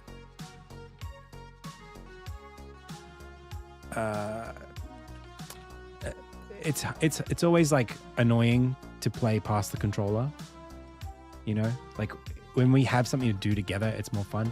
And I know she loves to collect things in games, so like I would love to make a version of the game where like I'm playing, you know, player 1, and she's picking up all the collectibles around me as I'm trying to solve all the platforming challenges.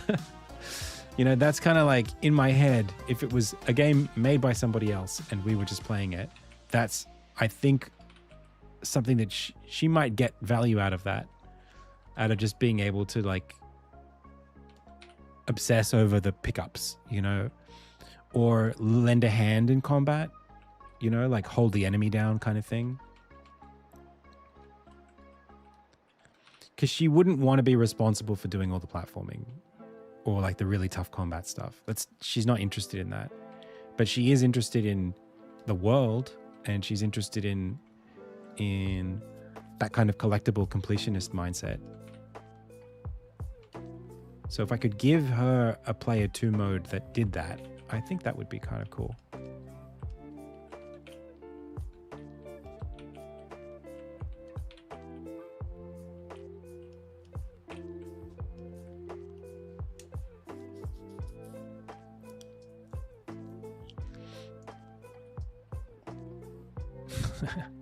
My wife's already in the game, technically. She has a sprite.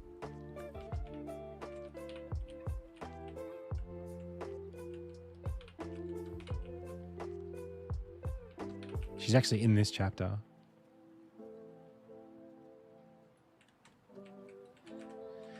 All right, I need to move on from this. I'm like really getting into it.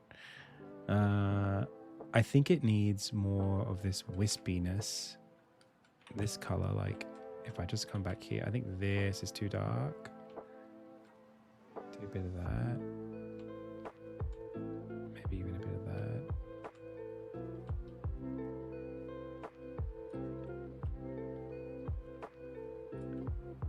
Bit of this.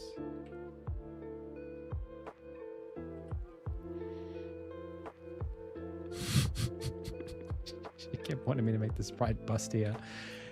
She's funny like that.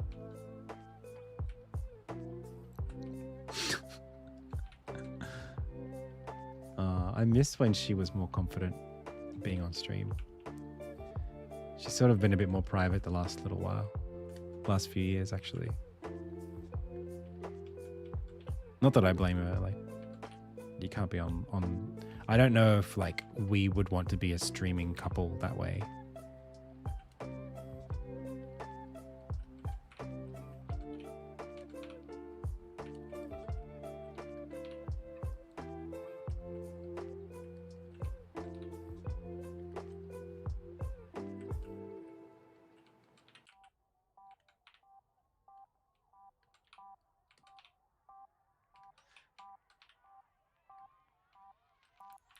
I just always hate when, like, I find her, when she pops in, I always sound so like I don't want her to be here. I just come off that way and I hate that. I'd love to be able to have her sit down and like chat for a while rather than be like, hey, you done yet? Because I spend so much time working here on the stream, you know, like we've talked about maybe doing content in the lounge room that's not the game dev, or like somehow me streaming from the lounge room but I'm just doing game dev. I don't know, we've talked about it. It's a little bit, I don't know how functional it is.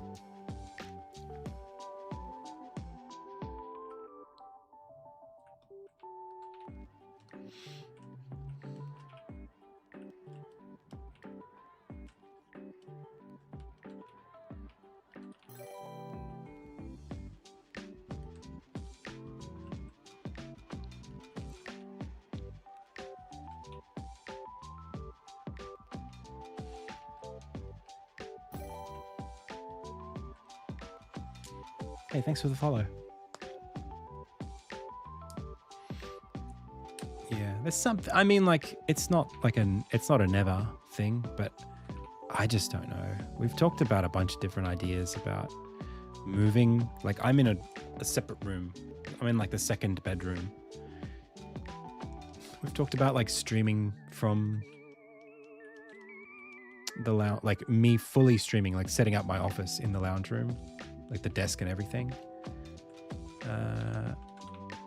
I just think there's something not quite right about that, in that I probably wouldn't be as productive. Like, I might be able to stream longer into the night, but like, am I even going to get anything done? Like, are we going to watch TV and I'm just like, hey chat, what do you think about da, da, da, da, while she's watching TV? Like, that doesn't seem like it's going to work.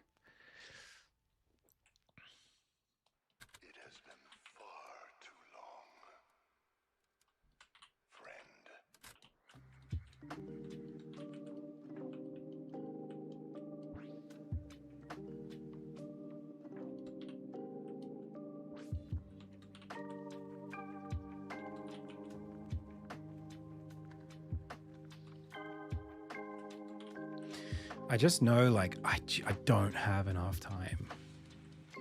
I never have enough time. I mean, this is the point of having a team. But, I don't know. It's really hard.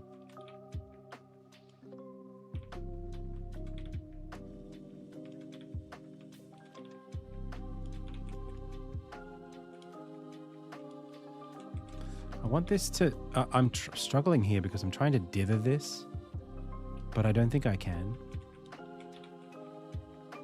without making it look like a separate cloud formation. That's the problem with this, is that what I'm trying to do is, there's nothing wrong with the attempt. It's just, it's not going to look like this clean wisp because it's got so much texture in it, but the texture is necessary to bleed between the colors unless I bring the colors really close together.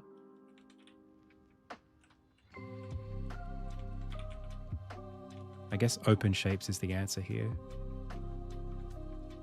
I just have to be like much more flat. So like even this little bit here, that probably has to go. And instead just do that. Just stronger volumes. Less complicated. That goes. This here, this goes. That's already working.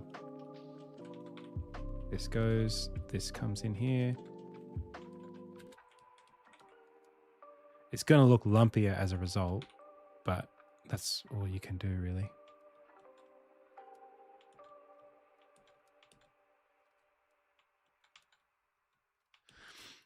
For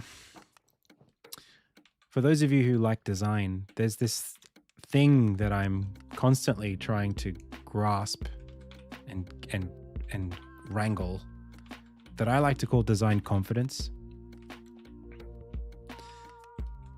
And what it is, design confidence is very different to like engineering confidence is like, we can build this to do anything. Design confidence is, this does exactly what it needs to do and no more. And you can get design confidence with a very simple design.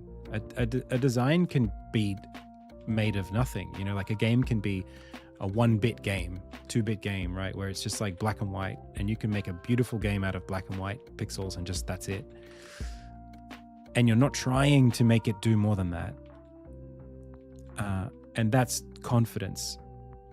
So setting a standard that you can actually meet is like, it's so valuable. So here it's like, well, maybe I want this to be smooth and I want it to be dithered and I want it to look, you know, really effortless with fine, gradation. But if I also want it to only have a limited palette, I can't do that. So instead I should find something that I can do confidently and it just make that the intention. Just target something more straightforward. If it doesn't look like you missed, it doesn't look like you did it wrong if you commit to something early enough, you know, it just looks like that's what you were going for.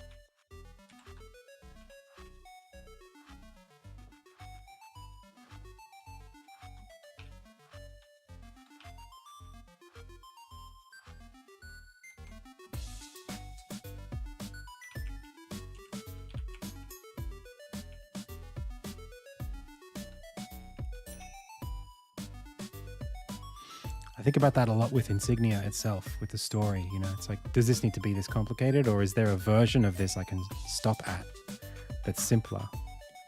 It's hard to say.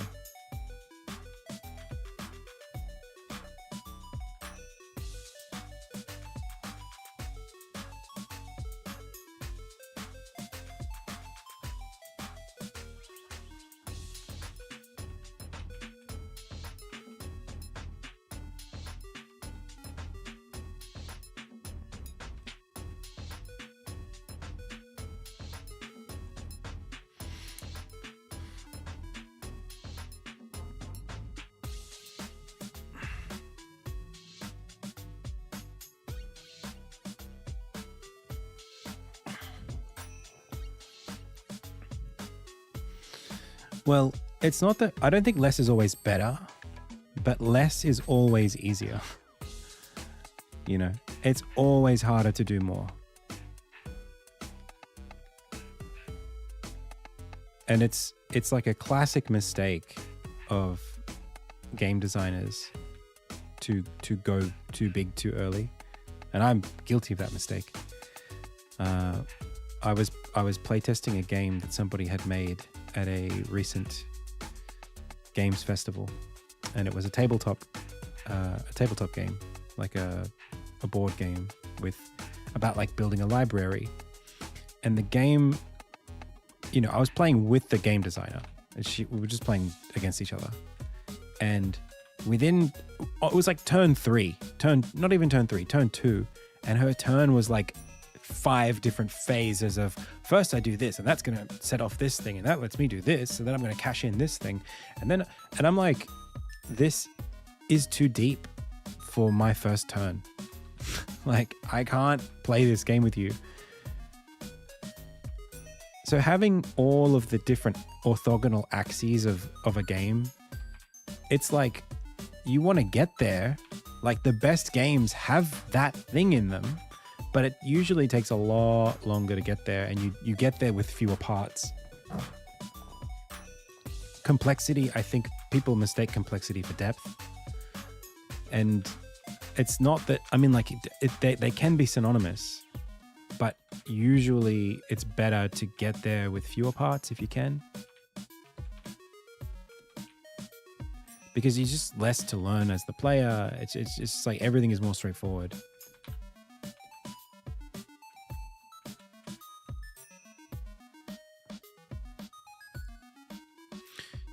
You know, like, there's room for the Lord of the Ringses. That's a thing. It's just the amount of effort you have to put in to make that feel appropriately simple is so much more than making a simple thing feel appropriately complex. That sounds very...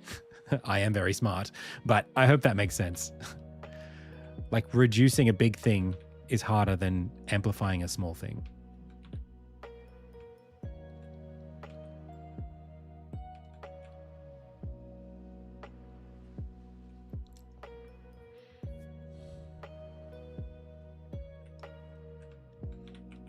And there's no, and that's the thing, is that no one knows what you were doing. No one knows what you were going for. All they know is what they're looking at right now.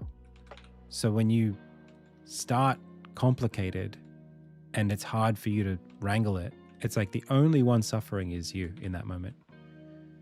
And yeah, like on some level, there's like a market differentiation that comes from doing things the hard way.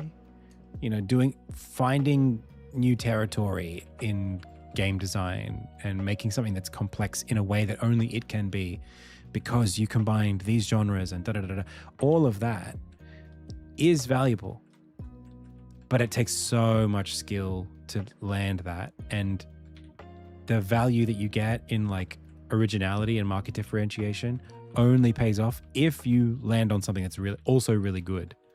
Like, something being different for difference sake is not actually enough to make that effort worthwhile.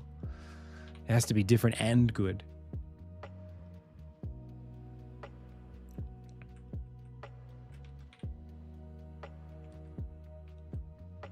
Otherwise, you might as well just make something that's, you know, an iteration on something that's already known to be good.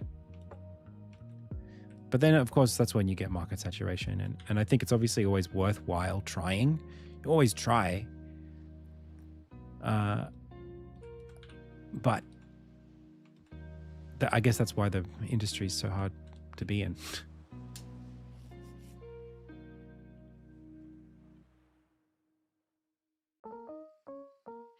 I still think I've got way too much complexity in this thing. I want to draw your eye to one spot, so I'm going to try to slim it down by removing the number of shapes. It's getting much clearer. It's getting really good, but I think it needs to be even more so.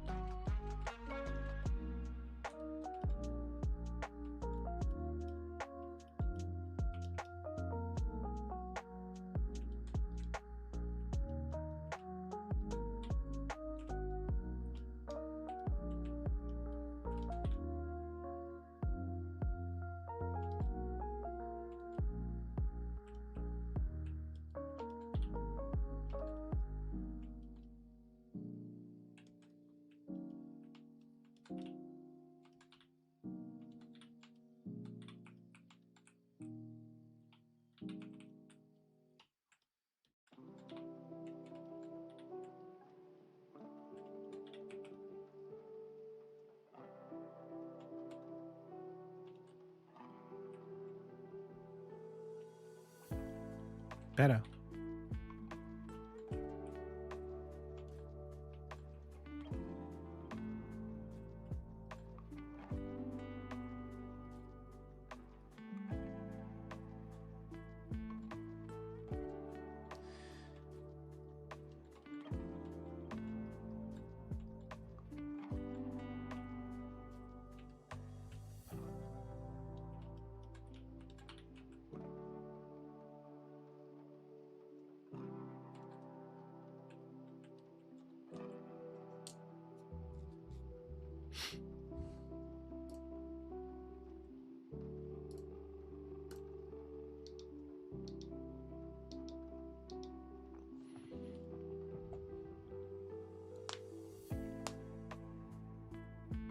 I think it's also about a matter of author importance, so to say. Is what you want to say so complex that there's no easy way to convey it? Well, this is it for me. I mean, I feel this way, okay? Insignia is very deliberate here. Insignia is supposed to be it's like a hero's journey story. That's what I want to make. And a hero's journey story needs the hero to have a certain amount of depth for you to give a crap about the hero. That is just the way that I see it. And like Zelda is not a hero's journey story. Link is he's not the kind of hero, he's not an emotional hero. He's just an object of a hero, right? He's like he's like a figure that is a hero, but he's not a person. He's not a heroic person. He's barely a person.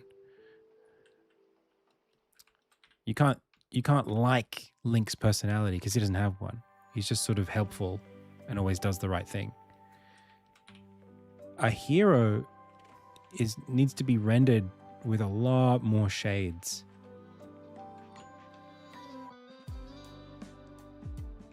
In the hero's journey archetype, if you want to do because the journey is the important part.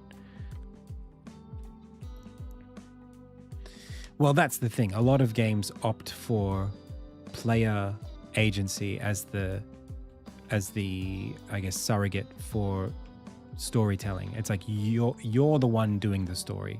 You're having the story. So you're the hero. You're playing the game.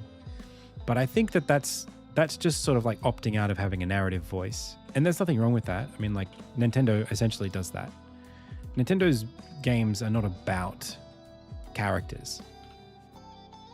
They're about mostly mechanics, and there is a framework that involves character. I mean, Breath of the Wild and Tears of the Kingdom get a lot closer than the other Zelda games, but nonetheless, it's still something where there's just a whole lot less characterization to speak of, and that is valid, obviously, 100%. That's some of those games are some of the best games of all time, despite that, because they're not trying to be that. But I'm interested in that creatively. And so Insignia as a game is complex because I'm trying to do something that's hard with the character. I'm trying to show you a character who you could think of as like a person that you know, and I'm trying to render them in a way that's credibly flawed. Like the way that your friend isn't perfect. And I'm not good at that yet. I'm learning how to write that. And it takes a lot of iteration to do that.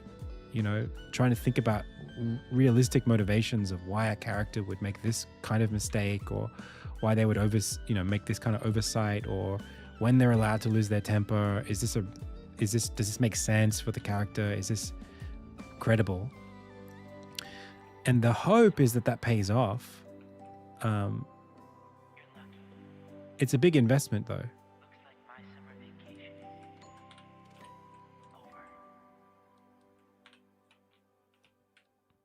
And I think a lot of games fail at, they don't fail, they don't attempt that level of vulnerability.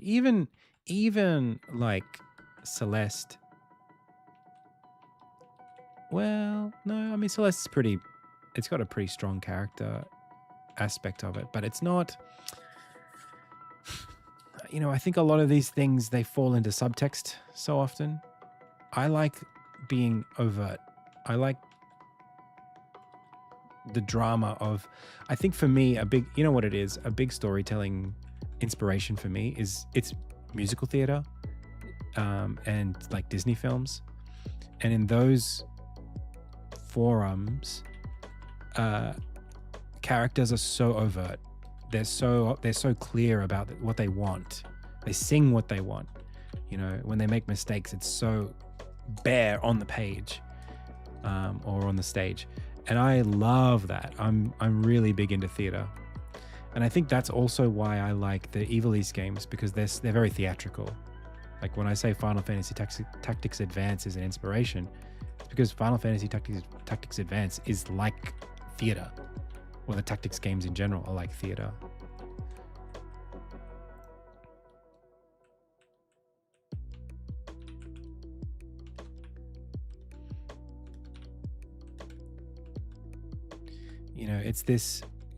It sort of borders on young adult.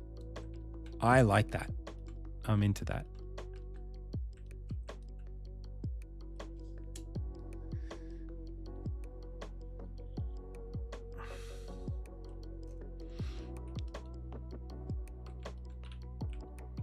Yeah, I mean, I don't think, for me, I never really question why isn't this a book? Like, anything can be anything. I don't think games have to be fun. Like, I don't think that a game needs to be interactively novel.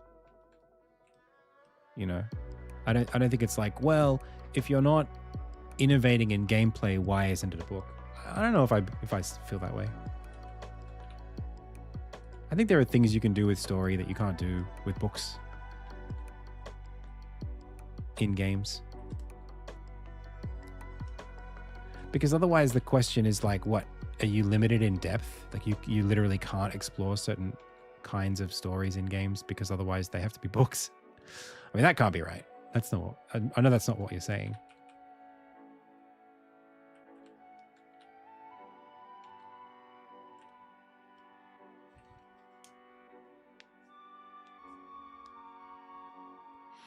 Is this the autistic trait of wanting to be explicit about what you're trying to convey so you're not misinterpreted by people trying to fill in the blanks? I mean, I don't know. It's been a long time that I've sort of accepted that I might be autistic and I might not be. I certainly have an anxiety around being misunderstood, for sure. And I like clear communication, but I also have, I don't know, I've got pretty good social skills, so I don't think it's that necessarily plain. Instead, it's more like,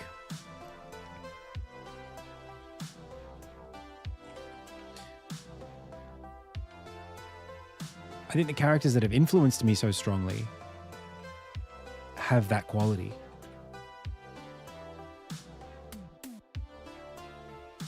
Like it's something about, it's almost like parables,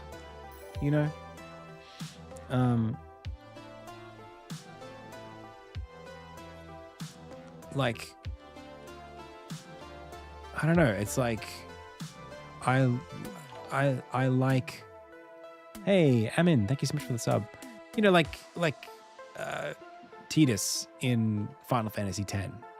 His story is so interesting. That sort of like isekai into another world, exploration of the self. There's a lot of really interesting drama that comes from the setup of that character and his not just his situation, but his history, his past. Like, that's a good character. It's not even, to me, that's not like a book thing. That's just like a writing thing. Like, his relationship with Jecht is so important to that plot. And it means that when you fight the villain in those games, when the big gameplay moments happen, they hit so much harder when there's an emotional connection to what's happening. It's not just I have a big boss fight. I have a big boss fight, and oh my god, I care so much about this character and what's happening right now that I am them. It's happening to me, you know, like it's so what's the word? It's resonating so hard that the feelings that the character is feeling is what I'm feeling, rather than just this is a hard boss. You know, like I don't feel that way at all with Elden Ring. With Elden Ring, it's like, okay, next big guy to fight the guy. But like when I'm watching Berserk and the eclipse is happening, I'm like fully emotionally invested in what's happening, you know. Or I mean, there are aspects of it in Zelda, right? Like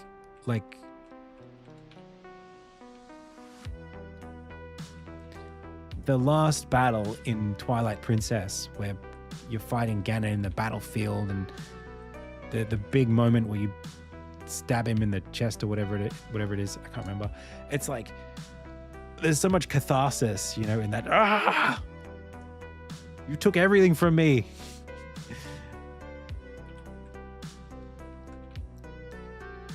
That only happens because you've got so much time in that world. But it could be even better, you know. It could be even better if it was more emotionally vulnerable, you know. If Link was a character that you actually felt like you had a closer connection to.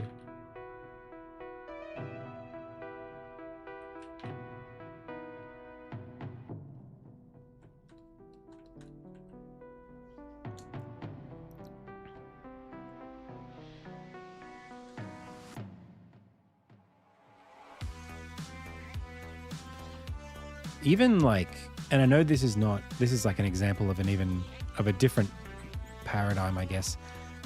I guess this is like game narrative. Shadow of the Colossus does a really excellent job of that. Or The Last Guardian. Like those games, the Ueda games, are so good at using gameplay, and sometimes it's just premise to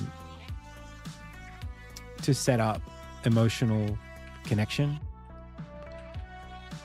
You know, like the intro to Shadow of the Colossus is so strong.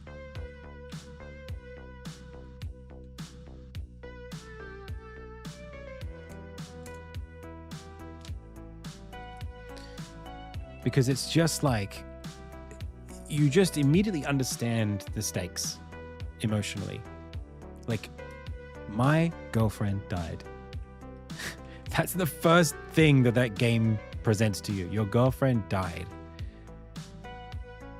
And you can't tolerate that. You're not okay with that. And now you need to ask the gods for a way out of that. There's something there that's, I don't know. It's just enough. That's enough, you know, to create that. And the music tells so much of that story.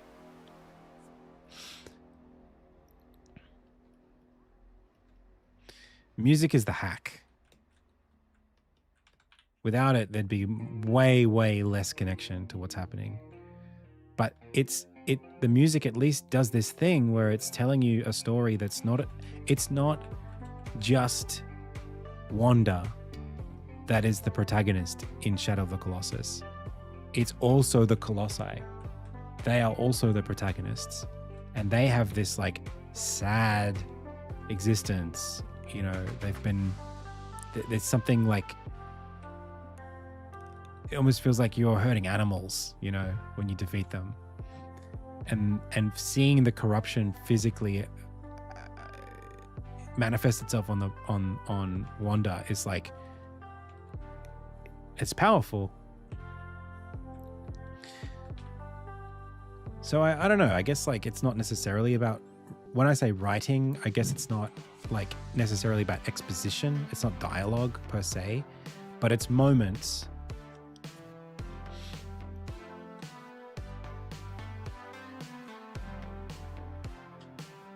Hello. Hi. Hey. How you doing? You all right? It could be chips if you want it to be. All right. Yeah. Okay.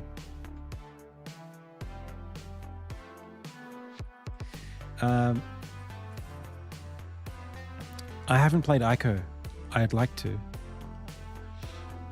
I've played The Last Guardian and I've played Shadow, but I have not played Ico. Eco? Whatever it's called. I know it.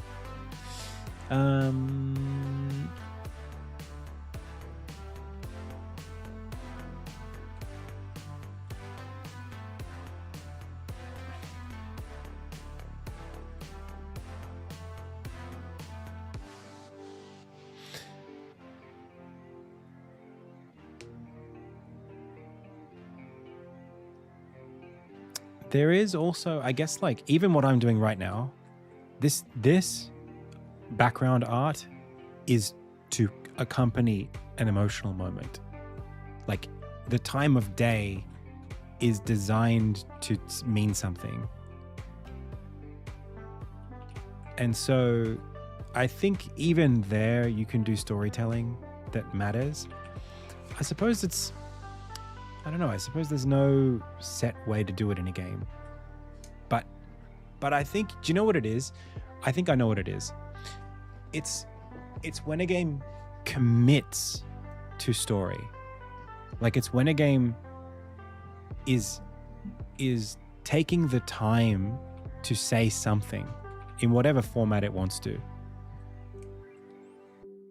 That's what I think creates that hero arc, whatever you're trying to do with it. Like you can't do that if you're never vulnerable enough to take a time to express an emotion and have it be earned, then you aren't doing narrative in that way, not character narrative. So it's about like, you know, if the Zelda games ever stopped and had Link just sort of, I mean they do. In Breath of the Wild, it's the friggin' moment with Link holding Zelda. Well,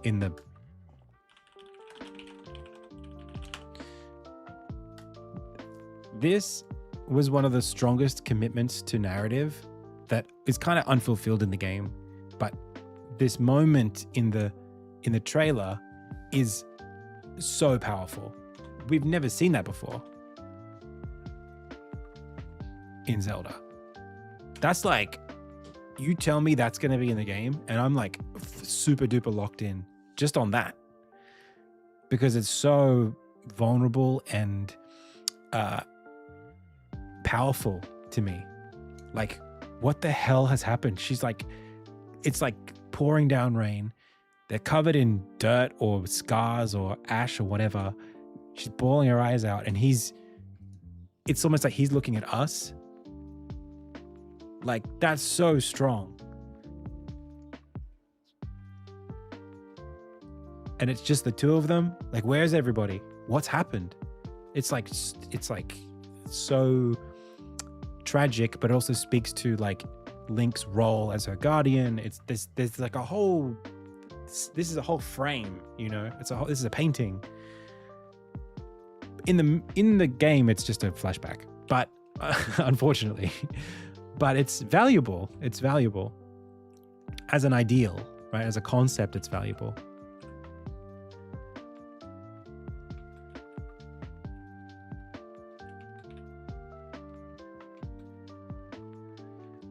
It's at least a commitment to saying something about Link's responsibility, his role, or Zelda's responsibility, her role, her commitments. That's valuable. That's interesting. We've never really seen her suffer emotionally. We've seen Zelda suffer physically, but we've never seen her suffer emotionally. She's always just turned into stone or locked in a gem or whatever.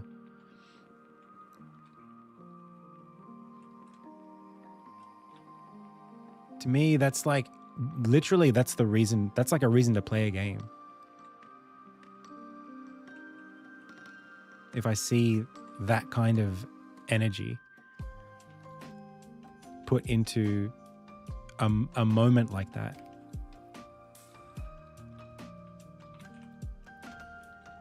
And Kingdom Hearts, since we're listening to the soundtrack right now, Kingdom Hearts for me is one of the most disappointing narratives, I think, because there is such a commitment to emotion. It's oh, hey Fontail. Nice. Oh, good luck. Like,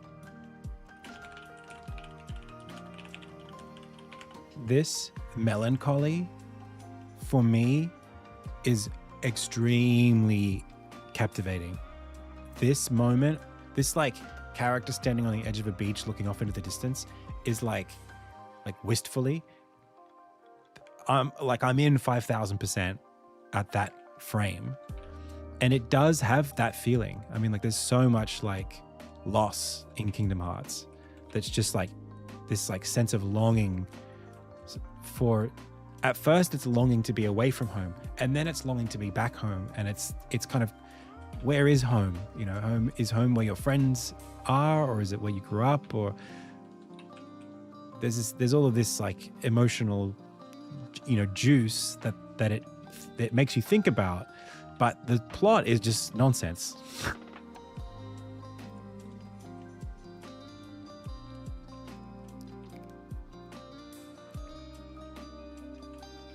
If only I could understand what the hell it was trying to be, I would know where to put those feelings. But it's so hard to wrap my head around, like, what is Kingdom Hearts?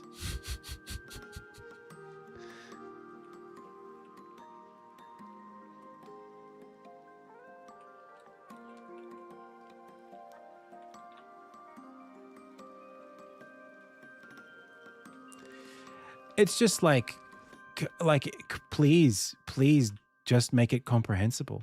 Just make it understandable. Just make it something we can actually understand. That's all you need to do. It's fine. It's great.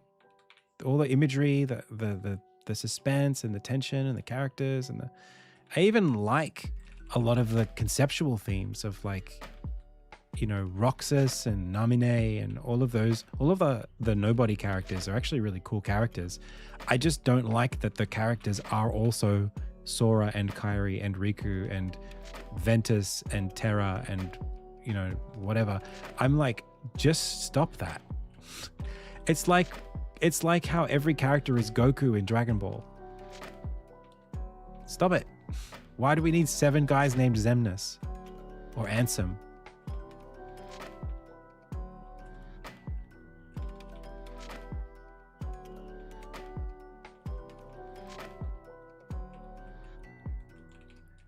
And I can't look past it. Like, it's not possible for me to enjoy it with all of that going on in there.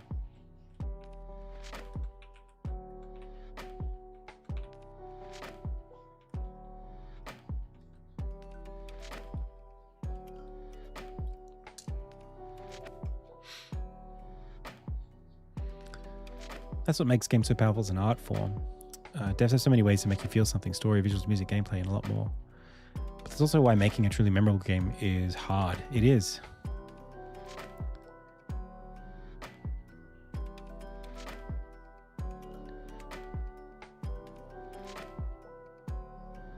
Have you ever seen a painting or a work of art that just left you amazed? Yeah. Yeah, certainly.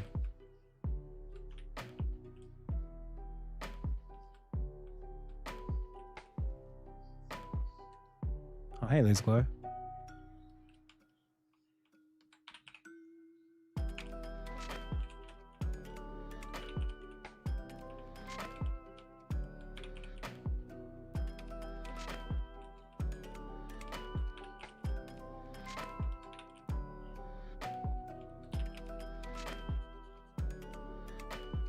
Doing a little bit of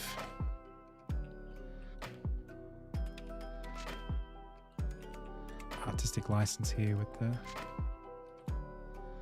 dunes.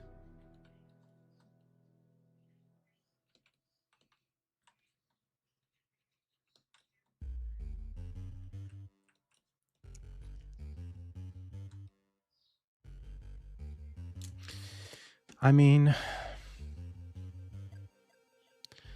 I'm big on awe, AWE. I think it's my favorite emotion. Awe is like, it's like crack. It's like catnip. It's just like, I could just live in that feeling as long as you let me. You know, it's this feeling of like witnessing something much, much, much bigger than you is just a gorgeous feeling. And so any of those romantic era paintings to me are like really special. Romanticism is just like it's really potent to me. It really does something for me. So anything by like Caspar David Friedrich, Eugene von Gerard, even some of the Impressionist stuff.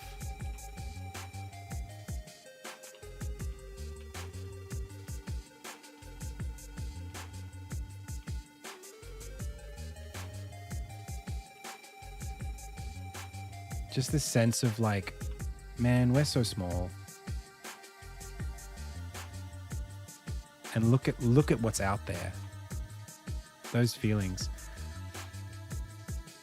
Do I do any oil/acrylic painting? I do not, but I have always wanted to.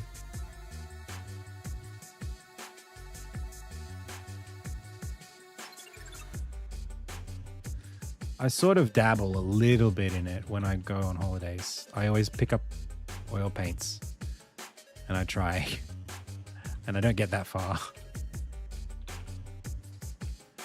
I sort of like, I have a couple of little canvases that I've sort of got like, you know, like something's going on here. You know, if you only spent as long as you spend on pixel art on these things, you might get somewhere.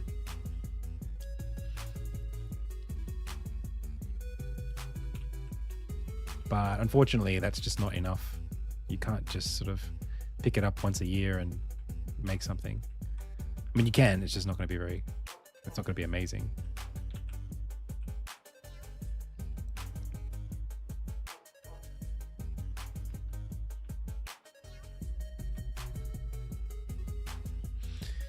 And it's these things, like what I'm painting right now, like this is kind of like what Insignia is for, a lot of it. Like it's this, man, oh, I'm about to say some deep things. Watch out, here it comes. When I was, you know, growing up as like a teenager, I felt very alone as a person. I didn't know how to feel comfortable with myself. I didn't know how to have like a relationship with God. I was brought up Catholic, but I wasn't sure how my soul related to like infinity. Like how does me fit into all of this? And I think there was this, I don't know, like the closest thing I could feel to validation in that was just witnessing, you know, like just being present, looking at a sunset for me is like the closest thing I've had to like a real religious experience, because it's sort of like you don't really have to, it sort of makes all the things less important, doesn't it? You know, when you're sitting there going, look at all that. Your brain's not going, I'm a good person, or I'm a bad person, or I treated this person the way that, you know, I should have, or didn't treat them the way I should have. And does this person like me? And am I, you know, all of that doesn't exist when you're just like basking in nature. And so I think, I mean, to an extent, like video games for me delivers that in a lot of ways. You know, appreciating something that somebody else made is like, it's like being given that feeling by somebody, you know? Like for me, playing Final Fantasy X and Kingdom Hearts 2 or whatever, Kingdom Hearts 1, like those games were like the closest thing to being given the gift of that. Like someone made this for me to feel this. That's why I make games.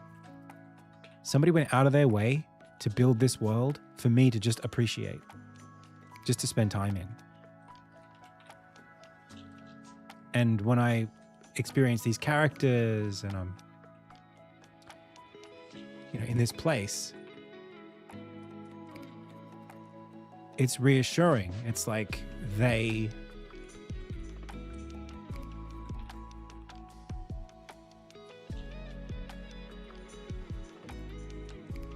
I don't know how to put it.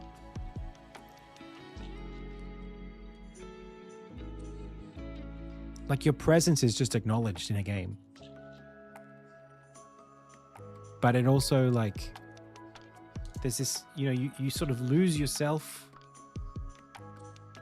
putting yourself in another character's shoes. But you also take it with you and it becomes a part of you. It's very intimate, isn't it? Playing a game like a single player game.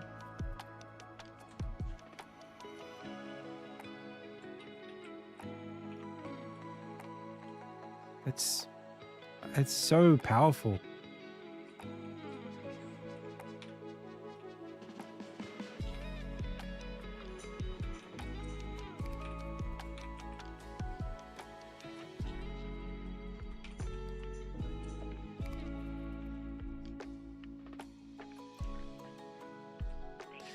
Because the authors are talking, like the characters are talking to each other, but the author is talking to you. The director is talking, or the writer is talking to you through these characters talking to each other.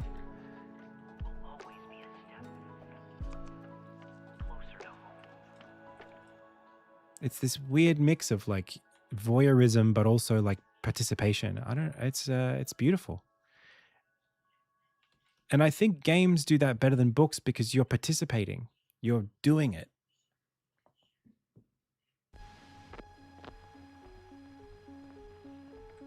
You're not just watching it. You have the controller in your hand.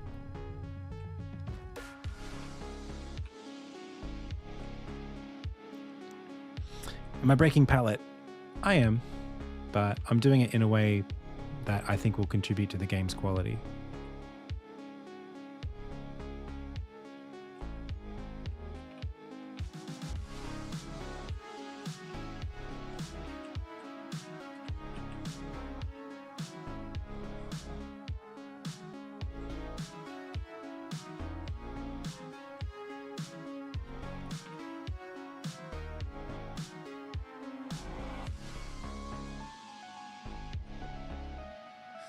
This is really shaping up, isn't it?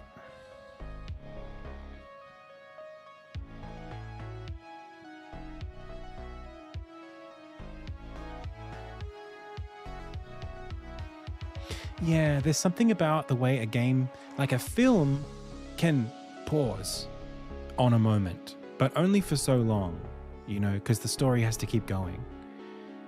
A film has to sort of go, okay, and then the characters stood and watched the sunset for 20 seconds and they moved on. You can sit there in, Zanarkand in Final Fantasy X for as long as you want. You just stay there. It's a place. It's not just you're not just witnessing people doing a thing. You are in control of the pace. If you want to sit there in the Calmlands and just experience the Calmlands, you can go there and sit there. There's like a meditative, or like it's like an what do you call that? Like, not tourism, but like it's mindful. It's mindful. There's intent there to be in the space. I find that just so, it's very different from other media. books are sort of, I mean, you can do that in a book, kind of. It's just not as visceral.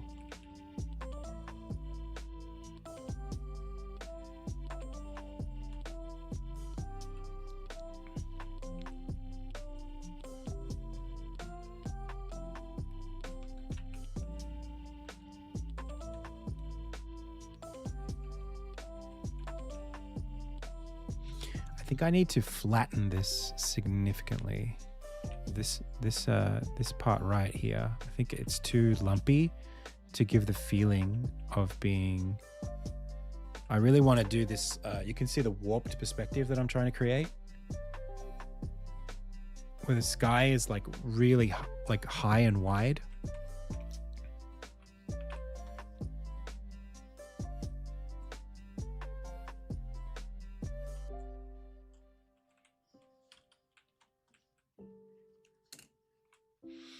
I might even do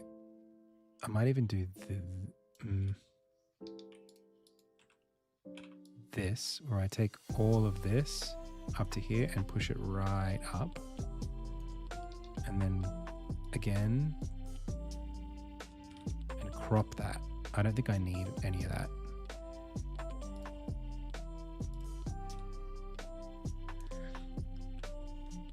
And I want to go even more compressed.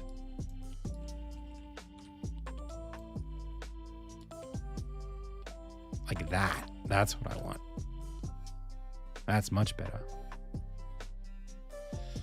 And maybe I should go big here too. Big shapes. To bring it sort of out towards us. Not sure.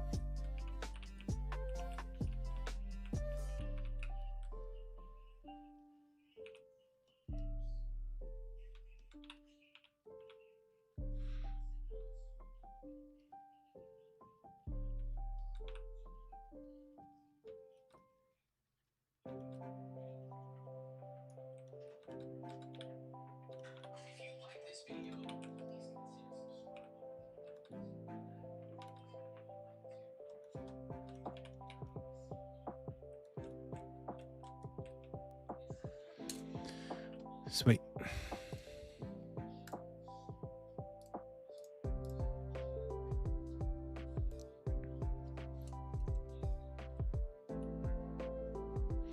What you're doing here is a bit circular.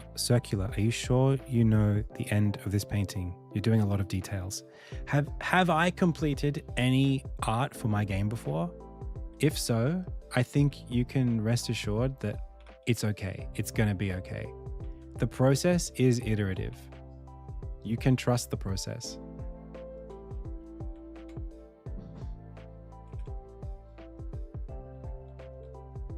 It's absolutely not circular. Go to the VOD and scrub backwards.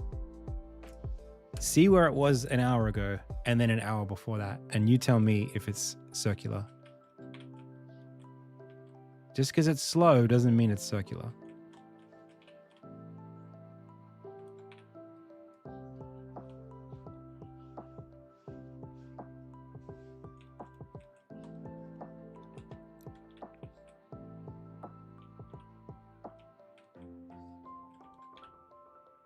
Like, I've only been doing this on this game for 10 years.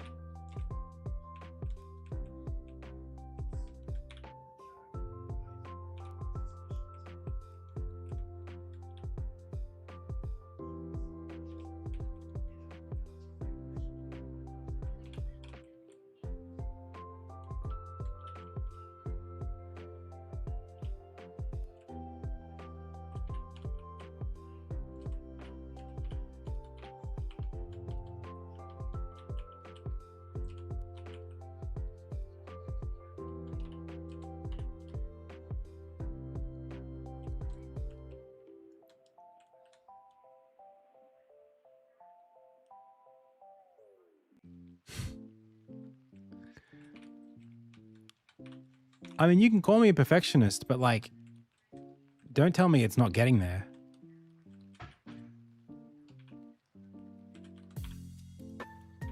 if it's improving, then it's not in vain.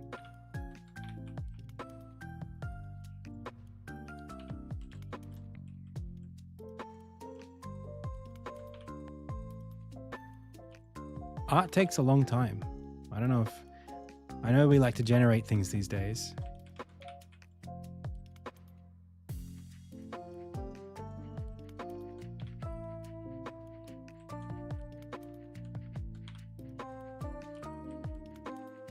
It's okay for there to be a push and a pull.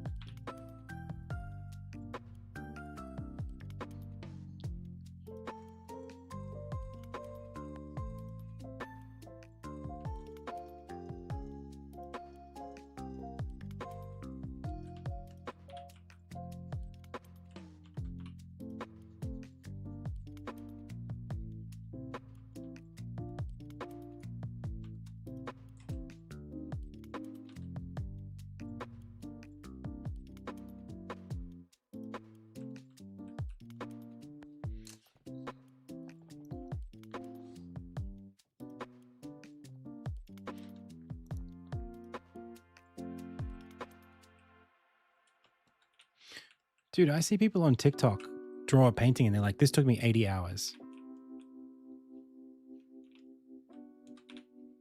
I've been doing this for like 2.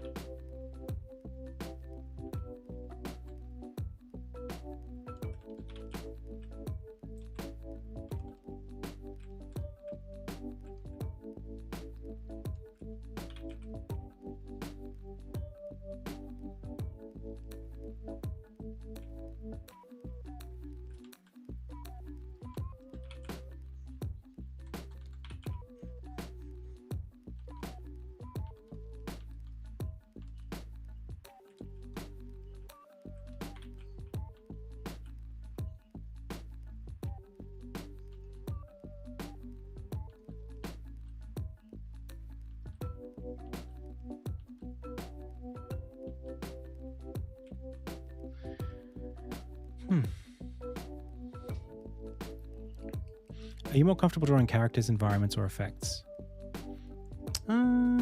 Honestly, I think environments are the easiest because you can just start with noise and just refine until you have something. You're never really wrong, whereas characters and effects are tough. I love doing it. I'm comfortable animating effects, but their success rate is a lot lower just by definition. It's just harder to get right when you're trying to do something like world class. Whereas environments, I find, are lower stakes. You don't have to necessarily throw out as much when you don't get what you want. You just keep working at it and eventually you get there. Characters are fine. I don't mind them. It's also iterative. You know, you put time into a character and then you draw them again. And then second time it's better and you go, oh wow, this character's really evolving. You get to kind of like I enjoy doing that. Like the stuff I was doing with the Froggen this week, that's fun for me as well.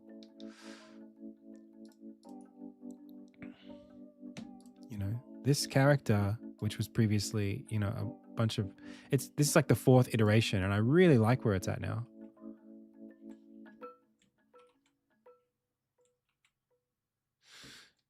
Pals, this one's really turning up nice.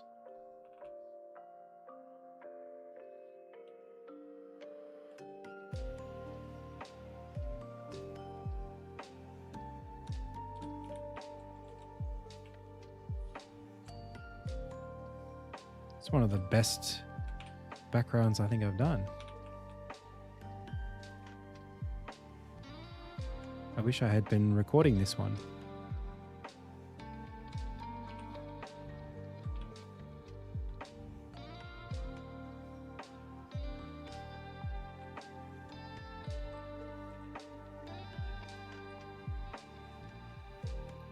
I think we can do that one more time, what I just did.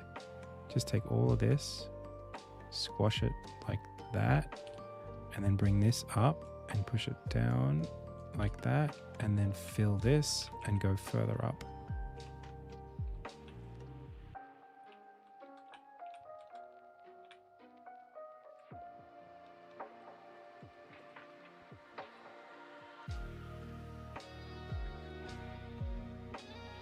I could download the VOD, but it's full of me doing this. So it's never going to be something I could put into a time lapse.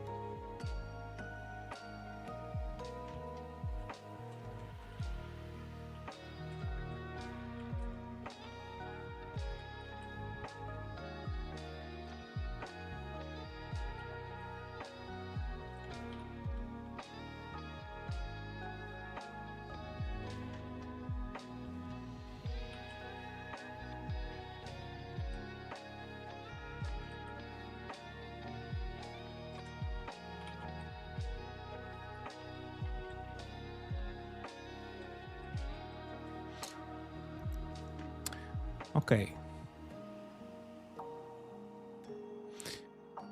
Will I do another 10? I don't think I want to do another long game. At least not 10. I think 10's too long. But we'll see. It might not be possible for me to not make a long game. I might just find that I can't help it. Like, it just is what it is.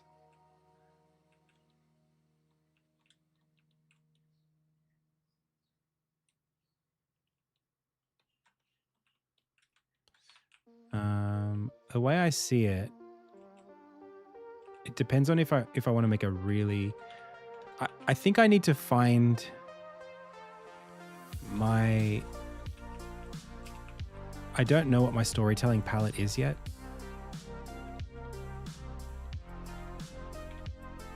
I want to tell stories. I like what I'm making now for Insignia, but Insignia is designed to be a very, like, it's a movie in a game thing. It's designed to be like Harry Potter the game. Whereas I think I could very well fit into that Fumito Ueda Shadow of the Colossus thing as well. Just do very visual storytelling and don't be so literal and not so verbal. Just let the imagery explain itself. I like that a lot. I would be very happy to do that. And I'd like to work with my brother on a game, and I know he likes to do that. So there's something there that I think we might find ourselves doing at some point. But who knows if I'll get that opportunity. I think it's just like, I just think of it as options. And I take it as it comes.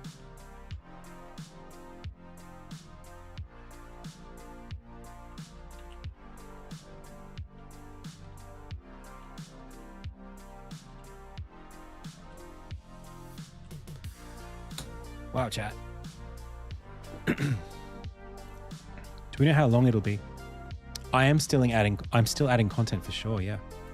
Yeah. I think it'll be about depending on if you want to 100% it or not, it's going to be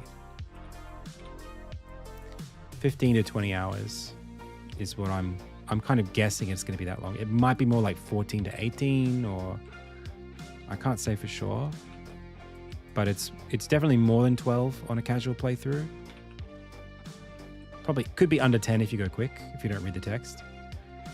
And then like closer to 15 to 20 for a slow, full 100% playthrough. A little bit less, I think, than Mina the Hollower. I finished that game in 21 hours, and I think I actually put a fair bit into that. So I think it'll be smaller than that by a little bit, and maybe a little bit less replay value as well. But still worth the price, I think. I hope. I think people will. I think if I stick the landing on the amount of content that I'm planning on putting in there, people will be happy with it. I don't think anybody's going to complain. But there's so much content. Like you guys, I'm spending like, I need to spend, like today is maybe a bit of an exception because I'm not feeling so good, but there's a lot of writing to be done. A lot of like scenes in the game that I'm working through, and levels and enemies, and it's a big production, and it's probably going to cost, it's probably going to cost upwards of $1 million to ship this game from now.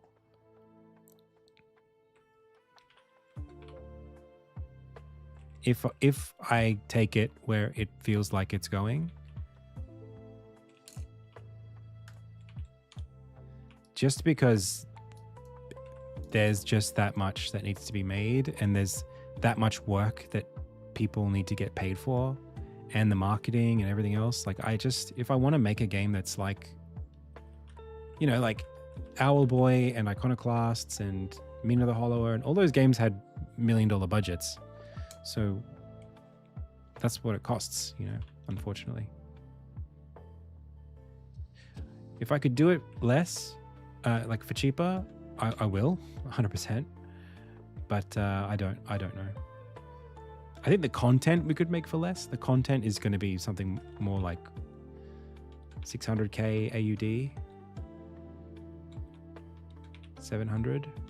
But like, if you want the game to be out on multiple platforms, and you want the game to support multiple languages, and you want the potential to do like box copies, and you want to do an art book, and you want to do maybe DLC one day, all of that stuff is, unfortunately, it's a mammoth amount of stuff that needs to get done and organized, and I'm heading there, unfortunately. I can't help it.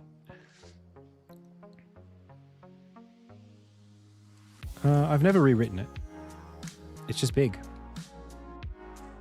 There have been rewrites inside of the game, but not the whole plot. Not like from scratch. It's just like, oh, this should happen a bit before that, or this character would be better off if they were introduced here, or it's that kind of stuff. It's granular. It's not like, what am I doing? Let's start again. I've never needed to do that.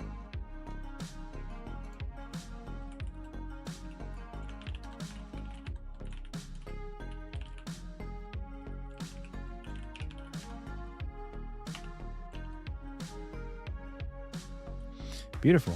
Amazing.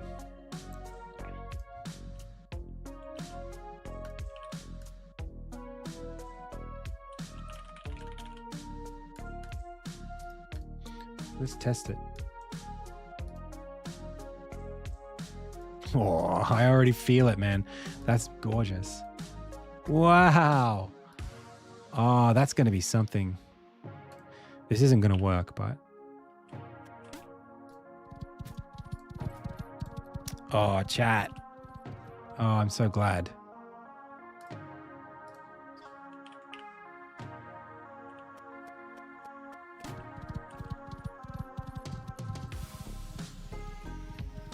Those colors are just too good.